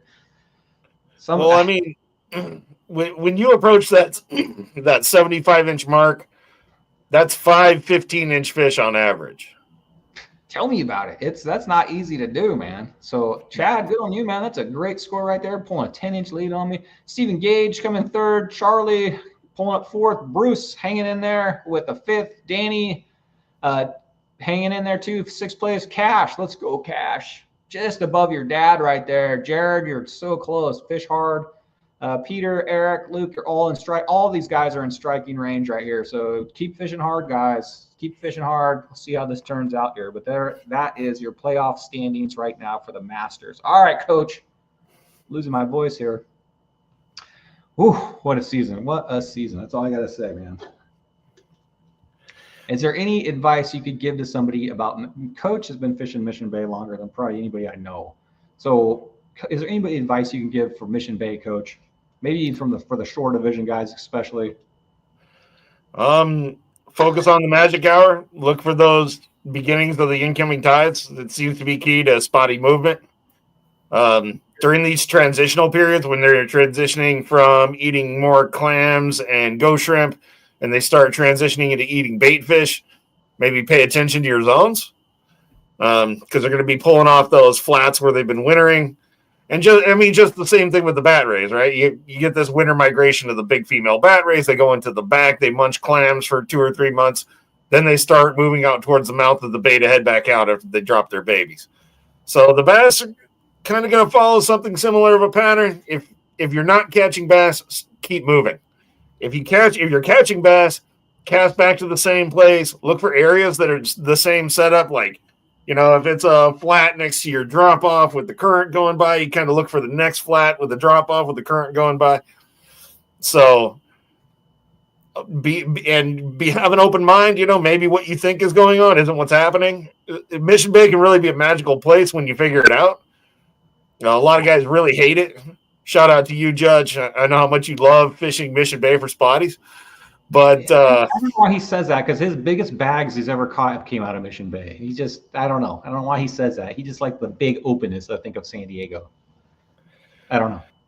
And if you look at it, I need, after this season's over, I'm going to do another breakdown show of where the biggest fish are coming out of. And look, we had an 18-inch come out of Mission Bay, right? Chuck. And we just had Aaron catch a 17.75 out of Mission Bay, right? We had Charlie catch a 17.25. We had Glenn catch a 17.25, and I think I'm missing some in there too. But all of those are Mission Bay fish. So come on, man. Give some love to Mission Bay. It's got some big fish in there. We got a question here quick from the champ. Is Angler of the Year for each division? Yes. Every division has Angler of the Year. If you finish your division first place with your mulligan removed, you'll be receiving a plaque. You are Angler of the Year. And that, to me, that award doesn't get enough recognition. Everybody wants the belt, obviously, because you want to be the Spotty Bowl champion. But Angler of the Year, man, that means that you fished the entire year and you're a #1 guy for that entire year. So you have to have 7 good rounds, or at least 6 really good rounds to get that title. So that's a good accomplishment too, but it doesn't get as much recognition as the belt, But yes, every category, or every division, gets Angler of the Year. All right, Coach, you ready to see some of these big fish and hang out, guys? After Spotty Bowl Biggins, we're going to check out some of Coach's YouTube videos. They're pretty interesting. I enjoy watching those, Coach, but hang on here. We're going to go right to this, which is probably one of my favorite things to do on this show.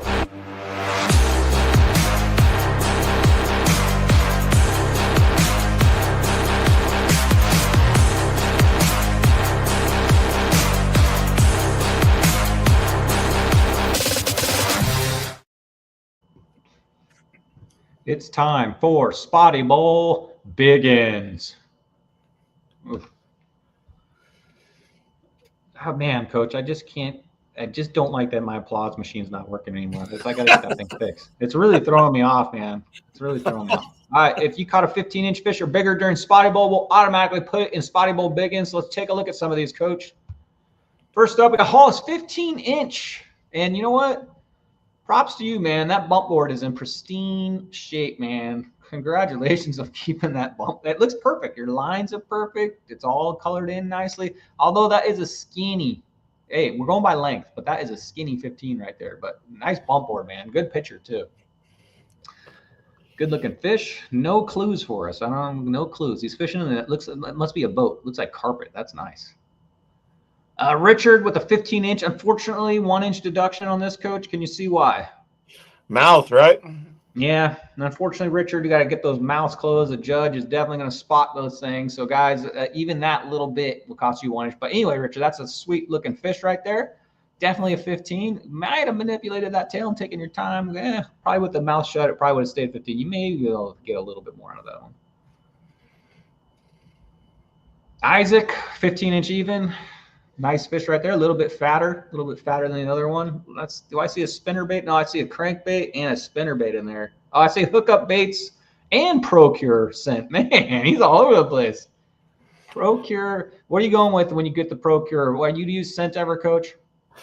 I used to when I fish plastics a lot. I would mix anise oil with cod liver oil. Oh, make your own. Yeah. What's anise oil? Anise oil comes from the licorice plant. Got it. You just put those in a pot, mix them together, and smother it on there? I would just put them together with just a little bit of salt and a garlic clove and just put it in a small jar, and they would just kind of get harder over time. Nice. And then your wife opens that jar, and you're in big trouble. Actually, it smelled pretty nice, actually. I bet it did. Maybe to a fisherman. But I see I think that's mermaid milk right there, and I think that's Procure, and I think I see a spinnerbait and crankbait. So nice fish there. Thanks for including some hints for us all. We got Drew here catching on a slow pitch jig, 15-inch even.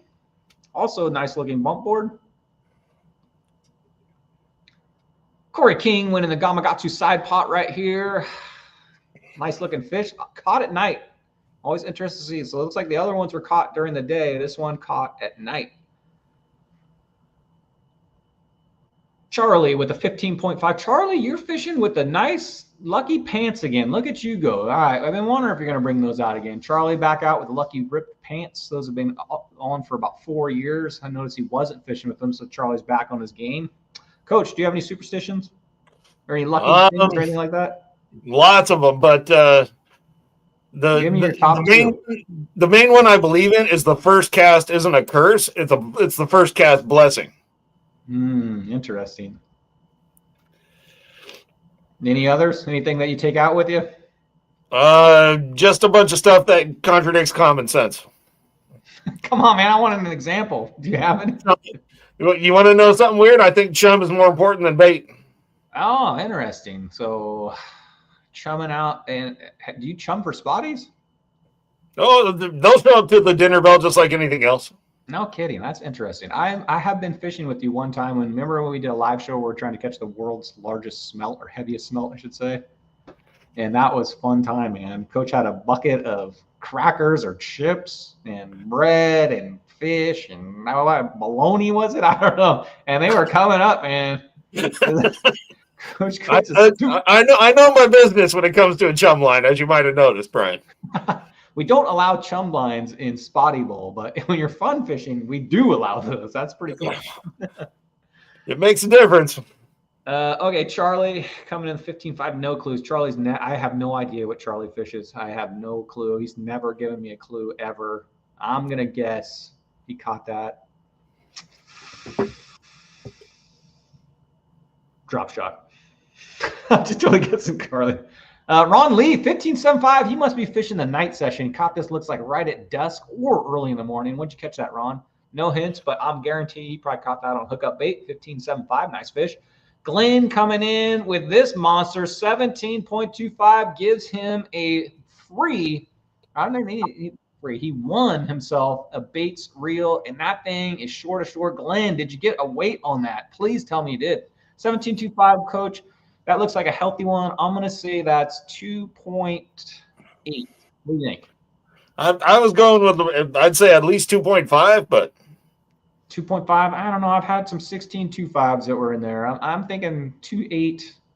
If it's really healthy, which it looks like it may push a 2.9. Rarely is that fish going to break a 3-pound, though.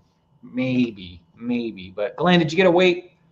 And let's see if we can see any hints. I don't see any hints. These guys are hiding everything now lately.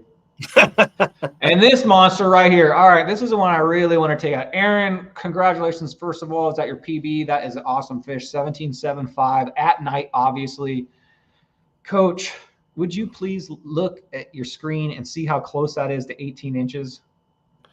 I would call that 18, but I'm not judging this. So it has to touch the line. So guys, Eric will zoom in on that. And if it's not touching the line, and for you guys that have the hog trough bump, if it's not touching the raised mark, because your line doesn't really count. He's looking for that raised mark on this bump board. He's looking for it touching that line.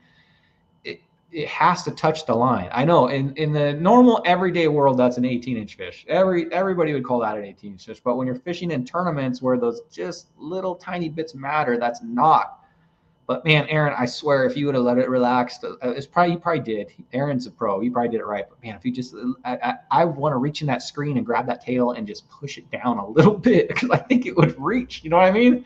Like spread it out with your finger, move it a little bit, make that thing an 18. Yeah, Aaron's in chat right now.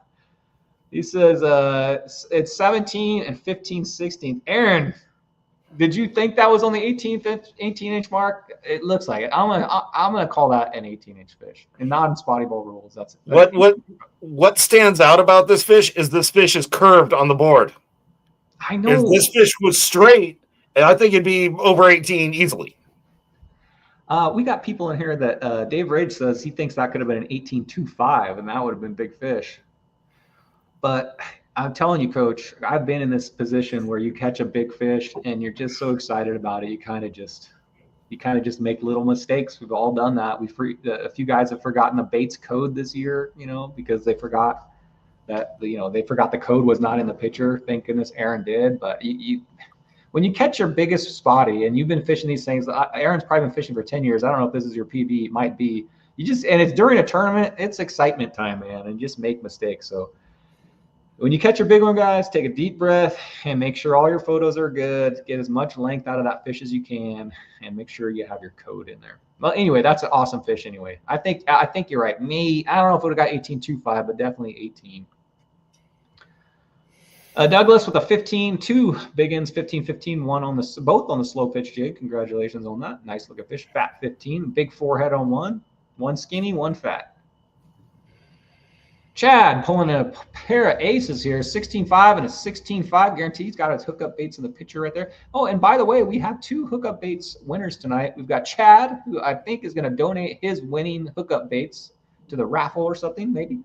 And then we got Ron Lee, who also is a hookup baits prize winner. So congratulations, guys, on winning those side pots on that. You get yourself $50. Not that those guys need it. Chad owns the company, but $50 if you guys are in Spotty Bowl. Don't forget to you see how you have hookup baits picture in there? Put that in your picture to win that package in case you do win your division. One hint that Chad is giving us is I see a lot of green grass in his kayak right there. You see that? So there's one hint for you guys. Nice job, Chad. David Dalton, 15.25, 15.75, 3 Biggins. Crankbait. Looks like hookup bait. So nice job there. Looks like 2 big ones, 1 skinny. Brian likes to fish. 15, 15.25, 16, 16.75, Coach. That bottom fish with the blood coming out of it, unfortunately, he swam away. He was fine.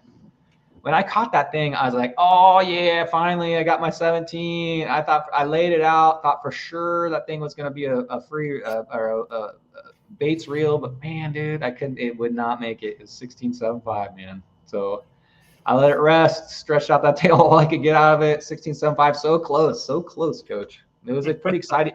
And I caught that thing from shore. When you catch those things from shore, you know how it is. They go in the rocks. I'm fishing 8-pound line. You know what I mean? Yep. It's sometimes that can be a scary haul right there, especially during tournaments. We got a question here. It says, how do you get these spotties to relax? I've tried chloroform and I don't even know what GHB is. Horse strength. When you catch those 12 and 13s, they just don't relax. You just have to kind of touch. My advice, go back and watch my video. I just did a video on how to major a spotty, but is don't touch them hard. If you think you're going to muscle that thing down and squish it down and hold it in place, all that thing's going to do is it's going to just curl up. Just touch it gently with your fingertips. Don't put your palm on it. Don't suck it. Try to, just hold it down. Hold it with your fingertips. Give it a few seconds. If it flops, just gently touch them. You don't want them excited. The 13s and 12s, they're just teenagers. They're out of control, man. They're hard. The big fish, just be gentle and touch them nicely. How are you at measuring? You probably don't measure a lot of fish, do you, Coach? I've gotten to the point where I don't really want any fish for the most part. I only keep fish if I hook them bad usually. Yeah. So length isn't super important to me. We got a few comments here. Tom says Ron is donating his prize to me. Come on, Tom. I think you got plenty of hookup baits. Sammy says, what's up, Charlie? What's up, Sammy? Glad you're in here. Judge says, Ron, Chad told me any employee who wins his division can take Thursday off. Huh. Interesting. He's giving people Fridays. I'm sure he's giving them all Friday to go fish, right? All right. And the big fish of the tournament is, of course, Aaron. Let's go, Aaron. I'm lost without my applause, but congratulations, Aaron. 17.75. That won you the kayak, Fastlane kayak prize package. That's like a $200 value. So congratulations. Head down there and get all your free prizes. But that is a great fish. Aaron, is that your PB? I bet it is. That's a good one. And to catch it during Spotty Bowl, that's even more special, right? All right, Coach. If you guys have any questions, now's the time to put them in chat for Coach. But I'm super glad. Oh, yeah. Put them in chat. But, oh, yeah, guys. If you could do me a favor, guys, and go ahead and hit that like button for me. I really appreciate it. We got 143 people in chat right now, and I really appreciate it. We're trying to get my channel a little bit bigger. I'm fine with it being small. We're about 250 subscribers right now, but I'm fine with it. But if I do hit 1,000, which I've been trying for 5 years on the other show and this show, never been able to hit that 1,000. Coach, you've got like almost 3,000, right? Something like that. Coach is a YouTube sensation over here. He's giving me some advice on how to grow my channel, which I'm going to try. I don't know. I'm pretty happy with my 300 people. I know almost all my peeps, so I don't need to grow big. But if I do hit 1,000 subscribers, I'm going to rent a hot tub pontoon boat, maybe 2 of them, depending on how many people get involved. And we're going to go down there and we're going to throw a 1,000 subscriber party on the hot tub pontoon boat. So I'd appreciate it if you do that. All right. This question came up early. Question: the origin stories behind your disguise. It isn't much of a disguise. Most of you guys have fished the shorelines of Mission Bay or San Diego Bay, or even along the beaches or cliffs, or just about anywhere, have run into me at one time or another. More people recognize me for my voice than for my face anyways, but it kind of just became a thing ages ago when I was somebody on some local forums, and then somebody had offered some words against my 2.5-year-old son when I caught a calico bass I didn't even want. So I just kind of stopped showing my face online, and it just kind of became a part of my gig. So I wear the mask. You'll see me out wearing it all the time, or if you see me when I'm at work out on the roadside somewhere, that guy that you shake the fist and you give him the finger and you throw some curse words out the window.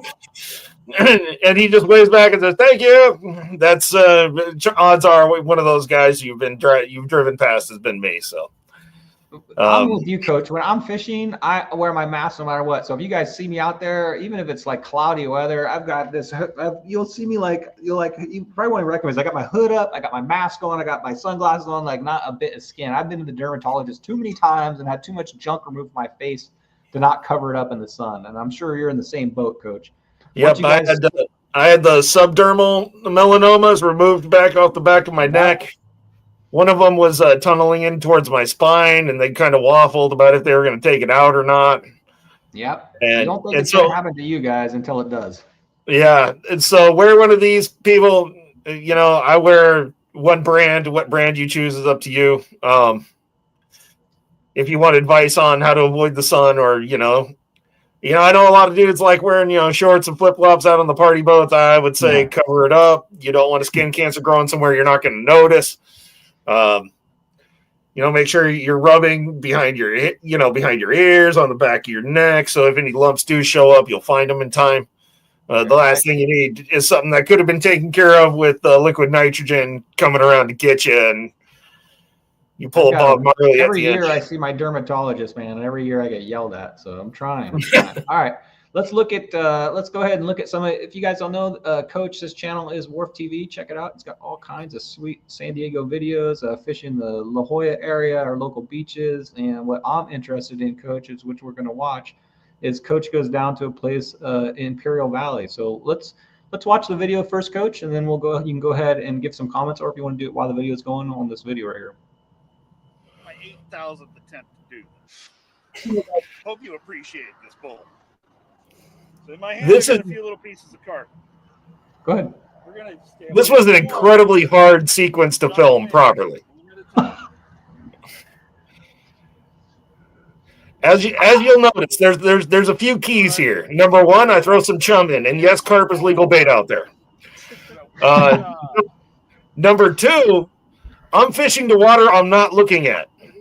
I can't really see where the water is, and the fish can't see me.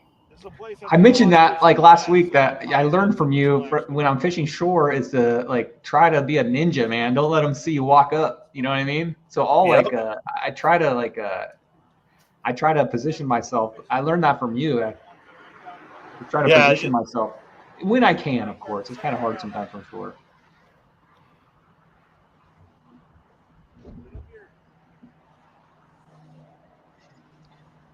So what you want to do is you want to feed this piece of carp down the hole like this. I'm using the current to my advantage. I'm using the oxygenation. I need to walk back here because my line's at a bad angle. I don't want to. And I'm trying to watch my line and keep my line as straight as I can. I use monofilament because that is super abrasive inside there. Charlie says creeping the docks is the key. Yeah. Yep. All bay creepers, man. So you can see I remove my slack and I check my bait and then I drop it right back and then I drop it right back slack. And I'm watching my line for that twitch. So you're underneath that bridge. Yeah, they'll be in the tunnels and tubes and pipes. And sometimes I'll fish through the tube into the outside of the other side. Oh. But this is a very difficult set of shots to get. This is a beginning to end from a single perspective. And here I am talking about my failures. Hey, that's what keeps us going, though, man. If you dropped in there every time you caught a fish every single drop, it'd probably be boring, right? It would be, but and you never know too. It could be a 20-pound carp or it could be a 5-ounce bluegill on the end too. And there's so many different fish out there that we don't have here. Like there's tons of smallmouths and tilapias and all kinds of stuff depending on where you fish out there. Stripers. These guys that don't know exactly where this is at, how would you describe this area? You're fishing in the middle of nowhere. It is literally being on the moon. You would swear there's not a fish within a million miles if you didn't know better. But like I said, this is an incredibly difficult thing to do. There I am setting the hook. It's just a little guy, and look at how a medium heavy rod is still bending that hard, even with just a small cat. Probably a good current. There you go, small cat. Yeah. Nice. It's probably So it's like, On attempt 942, we finally get this guy. And he swallowed it. So we're going to be tossing this little guy in the cooler, maybe shy of a pound. That's it. That's all there is to it. So, Coach, I have a little bit of experience fishing the All-American Canal and also fishing some canals over by Hidden Shores area where I go camping, I guess you call it sometimes. But there's smallmouth in there. I caught a smallmouth in there on a topwater popper once, just finding the shade in that. But Imperial Canals, Imperial Valley is what you call that place, right? yeah, it's like 30 miles wide and 70 miles long, something like that, depending on how you measure it. It's definitely an interesting place. It's pretty wild. I think really, Coach, what your channel has been very popular for is these right here, which is in the community now, a lot of people don't want to watch a long hour and a half long show like mine. You know, they want to get in, they want to see what's going on, and they want to get out. They want to look at the background, see what's biting. And that is these shorts. So let me show one of these quick shorts. With on skis, we fish La Jolla and all that, and he goes down there all the time. And he's Beautiful little blue eye. Crazy blue eye. All right, we'll see you later, dude. And then he says, If you scroll down to the next video, that's a shark I was on, a fairly rare catch. Yeah, that one right next to it. This one? Yep. Beautiful cabby. Reddish orange fish, no? What a beautiful, beautiful cabezon. My buddy Jorge caught. Gonna toss this dude back. We'll see you later, dude. And he flops it right the wrong moment, and I almost wing him on the rocks right there. Where are you fishing at there, Coach? That looks like La Jolla area to me. Yeah, that's in La Jolla, probably south of the children's pool a little bit. I don't know. It's hard to say exactly, but I have a number of fishing spots that I picked out, and I do a fair amount of herping too, and especially the introduced stuff. I find that we have lizards here from Africa, Eastern Europe, and the Mediterranean and stuff. That's one of our natives right there. Got a little female Uda, the side blotch lizard. Pretty darn chilly this morning for the Lugardos. Cool little creatures, though. We'll get her put back. Yeah, it's just anything I find while I'm out wandering around. You never know. So, Coach, if somebody is interested in going down and shore pounding La Jolla, it's not something I've done. So I would be interested. What recommendations would you give them on shore pounding down there in La Jolla? Don't be locked in on one method or idea. La Jolla is a really varied place. I mean, there's probably 60 to 80 species out there in front of you at any given time. In most of La Jolla, and indeed in most healthy habitats, there's an abundance of small fish. So if you fish bait and you're just absolutely getting worked over, or if you're fishing plastic and you're getting your plastic nibble off, switch to a smaller presentation and see if you can figure out what's bothering you. There's tons of senoritas, tons of rock wrasse, lots of juvenile sheephead, smaller bass. I mean, just so many different fish of so many different families that are available there. You know, there's 3 species of sea chubs there. There's 5 or 6 species of surf perch there. There's at least 3 or 4 species of wrasse there. There's at least 5 blennies I can think of offhand. I mean, there's a lot of different fish in La Jolla. You know, some of them are as big as your finger. You know, some of them can weigh 150 pounds. So it just kind of depends on what you got going. Yeah, we're super, super lucky to live in San Diego and have that fishery right there. Coach, you've got an amazing background. And thanks, guys, for hanging out. I appreciate it. Don't forget to hit that like button. But, Coach, you got an amazing background. I'm thinking back of when I first started hearing back on Fishy Hour when Roman first started that show, and before he had guests on like us, and we would do call-ins. And this was during COVID, guys. So yep, this whole group kind of started by a Fishy Hour and that going, and during COVID, and you know, it's gone from there to this. But I remember hearing you call in and tell these stories about your past, which was like I remember hearing one story about you picking up a piece of plywood and there being a cobra or something underneath it. Coach, what? Some of these guys may have not heard some of these stories. So could you give us a little bit of a taste of what you've done like that in the past? I know you've been out on sports boats. Haven't you traveled around all the oceans, and you've also I don't know what you've done with snakes and lizards and stuff, but I think you have a background in that too, right? Yeah. I started out not really wanting to be home. Things kind of went bad in my house when I was a teenager. So I didn't really want to hang out too much. And one of the real ways out was I could get on a boat, kind of get away from all the drugs and chaos in my neighborhood. Yeah. So starting in the early 90s, I got on any boat that would have me on. Even if I didn't make any money, I didn't really care as long as I was out there. And, you know, I started off hauling some lobster pots with an old man named Jim. And that led to me working on starting to cut tuna, which ended with me being in Ensenada back in the day. I started going to less and less school. I did graduate high school because my professors liked me, but I didn't deserve it. But and then eventually I got out of fishing because the guy I considered kind of the other half of me had a really bad accident. And when I got back, somebody asked me if I had any experience with snakes, which I had a little bit then, and that kind of started me in my reptile hunting career. It's animal handling. And then I did agriculture and gold mining and gemstone mining, and then I became a commercial jeweler for a little while. Oh, no kidding, huh? So, yeah, it's in a series of brilliant career moves, I went from one really dangerous job to an even more dangerous job to an even more dangerous job. So, yeah, it's From fishing to mining to snake wrangling. Yeah, agriculture is super dangerous too. I mean, you slip and you're riding on the back of a combine or something. That's the last thing that ever happens to you. So, Coach has led an interesting life, guys. So if you have any questions on it, we're going to be on here for a few more minutes. If you have any questions, now's the time to put them in chat for Coach. But Coach, it's good seeing you again. It's good to be here. I'm here anytime you need me, Brian. I appreciate it. Coach is always one of the ones that has also stepped up and done barbecues for us and cooked for us and been there for all of our events. So, Coach, we all appreciate you for doing all that and part of the club. We do appreciate you. And, Coach, is there any – I don't see any questions coming out. Oh, and Judge says, then you got the most dangerous thing in your life. You got married. Yeah, pretty much. That's like the low point. No, I'm just joking. Come on, don't get me started on what to do now. I gotta rep the shore pounders while I'm here. Gotta love the shore pounders.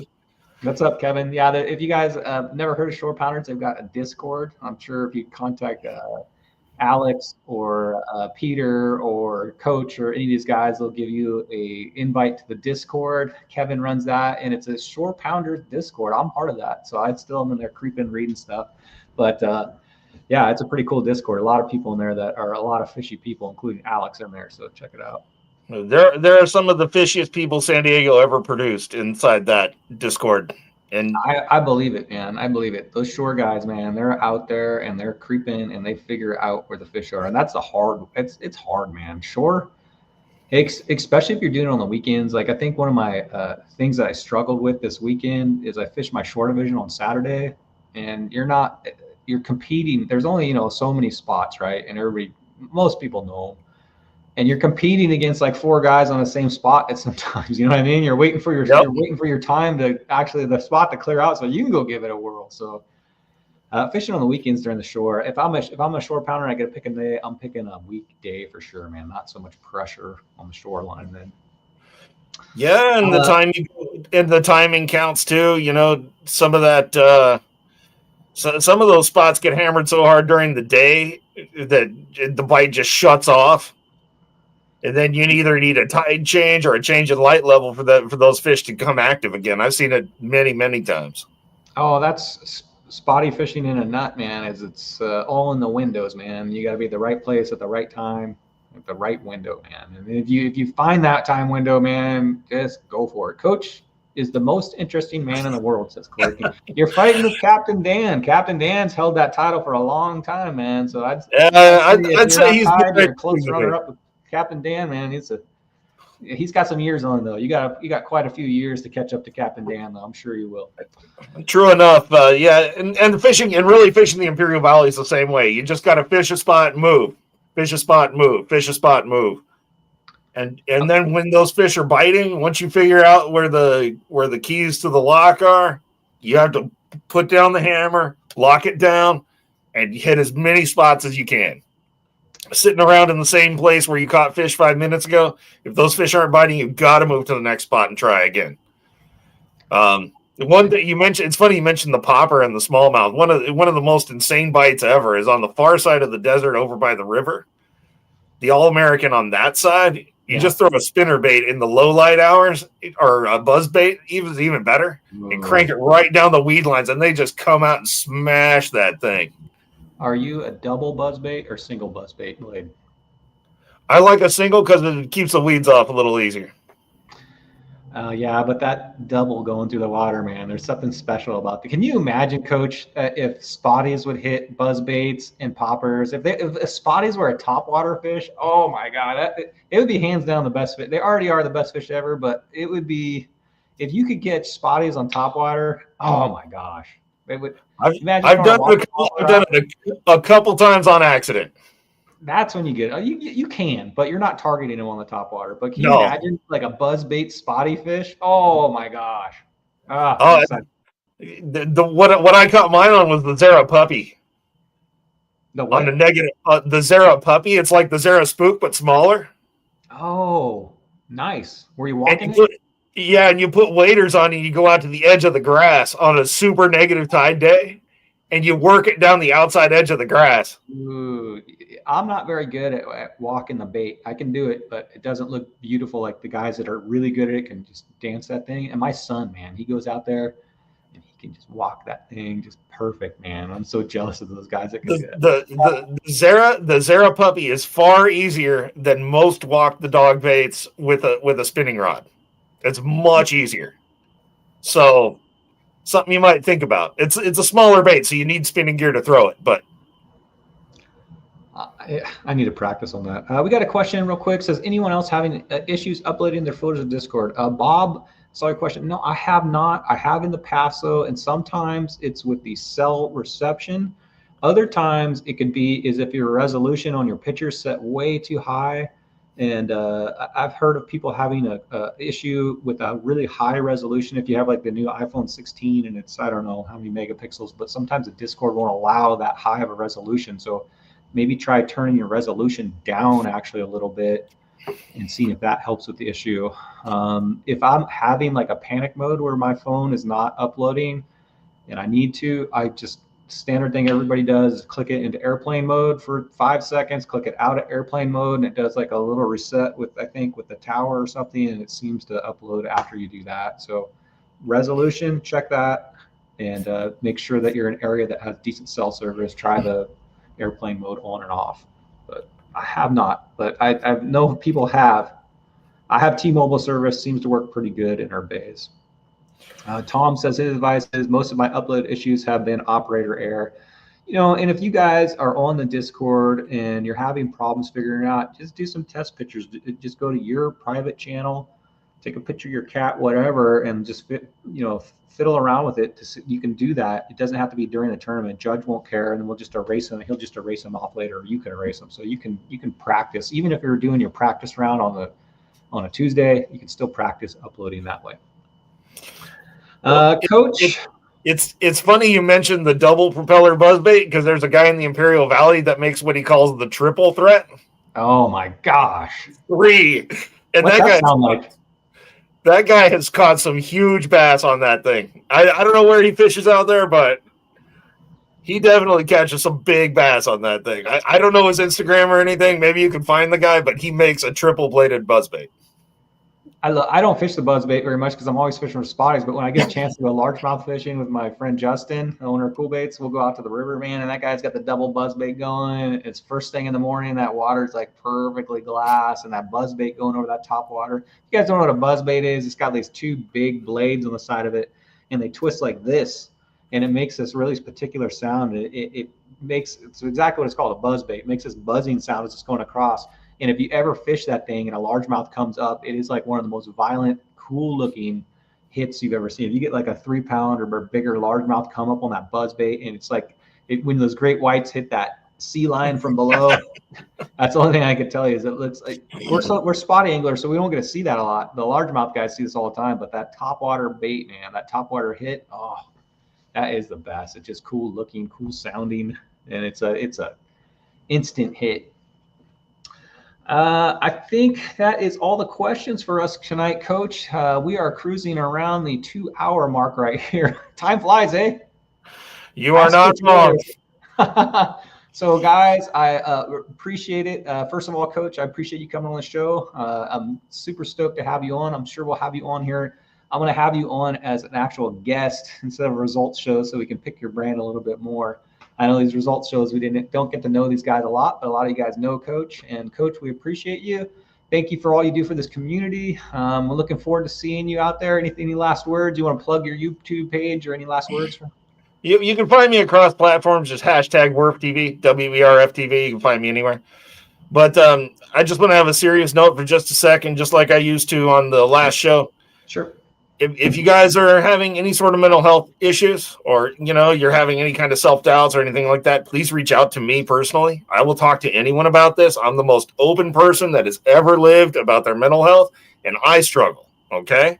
Sometimes there's nothing for it but talking to another person and working your way through it in your mind. So if you're having struggles, if you're having problems, reach out to me through Discord or, half the world has my phone number, text me. I'll do anything I can to try to help you or put you on the right track, or maybe you just need somebody to fish with. Hit me up. I'm out there. I'm out there all the time. I might use bait. I might catch some fish you don't recognize, but I'm out there. If anybody wants to fish with me or hang out, just let me know. Awesome, Coach. Not to put a joke on that, but after Mission Bay, you might be getting people might be calling you. There's a little depression going on around here. That's a tough go. Coach, you got anything left? You got anything left in that natty ice? I've got some more here too. I'm good. Okay. Well, then you're gonna chug that, and I'm gonna chug this because it's Spotty Bowl weekend. I'm going up to Marina Del Rey. I'm gonna try to snag some grass and catch some bass. It's party time. Hey, Coach is getting a jump on me.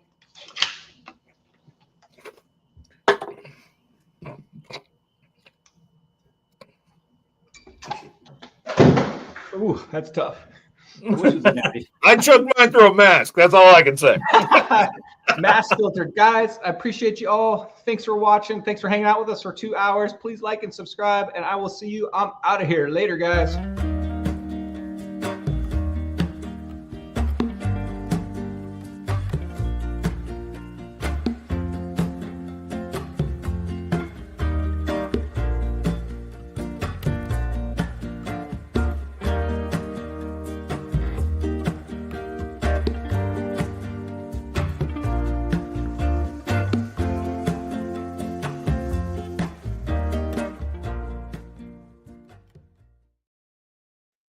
Later, everybody. Good night.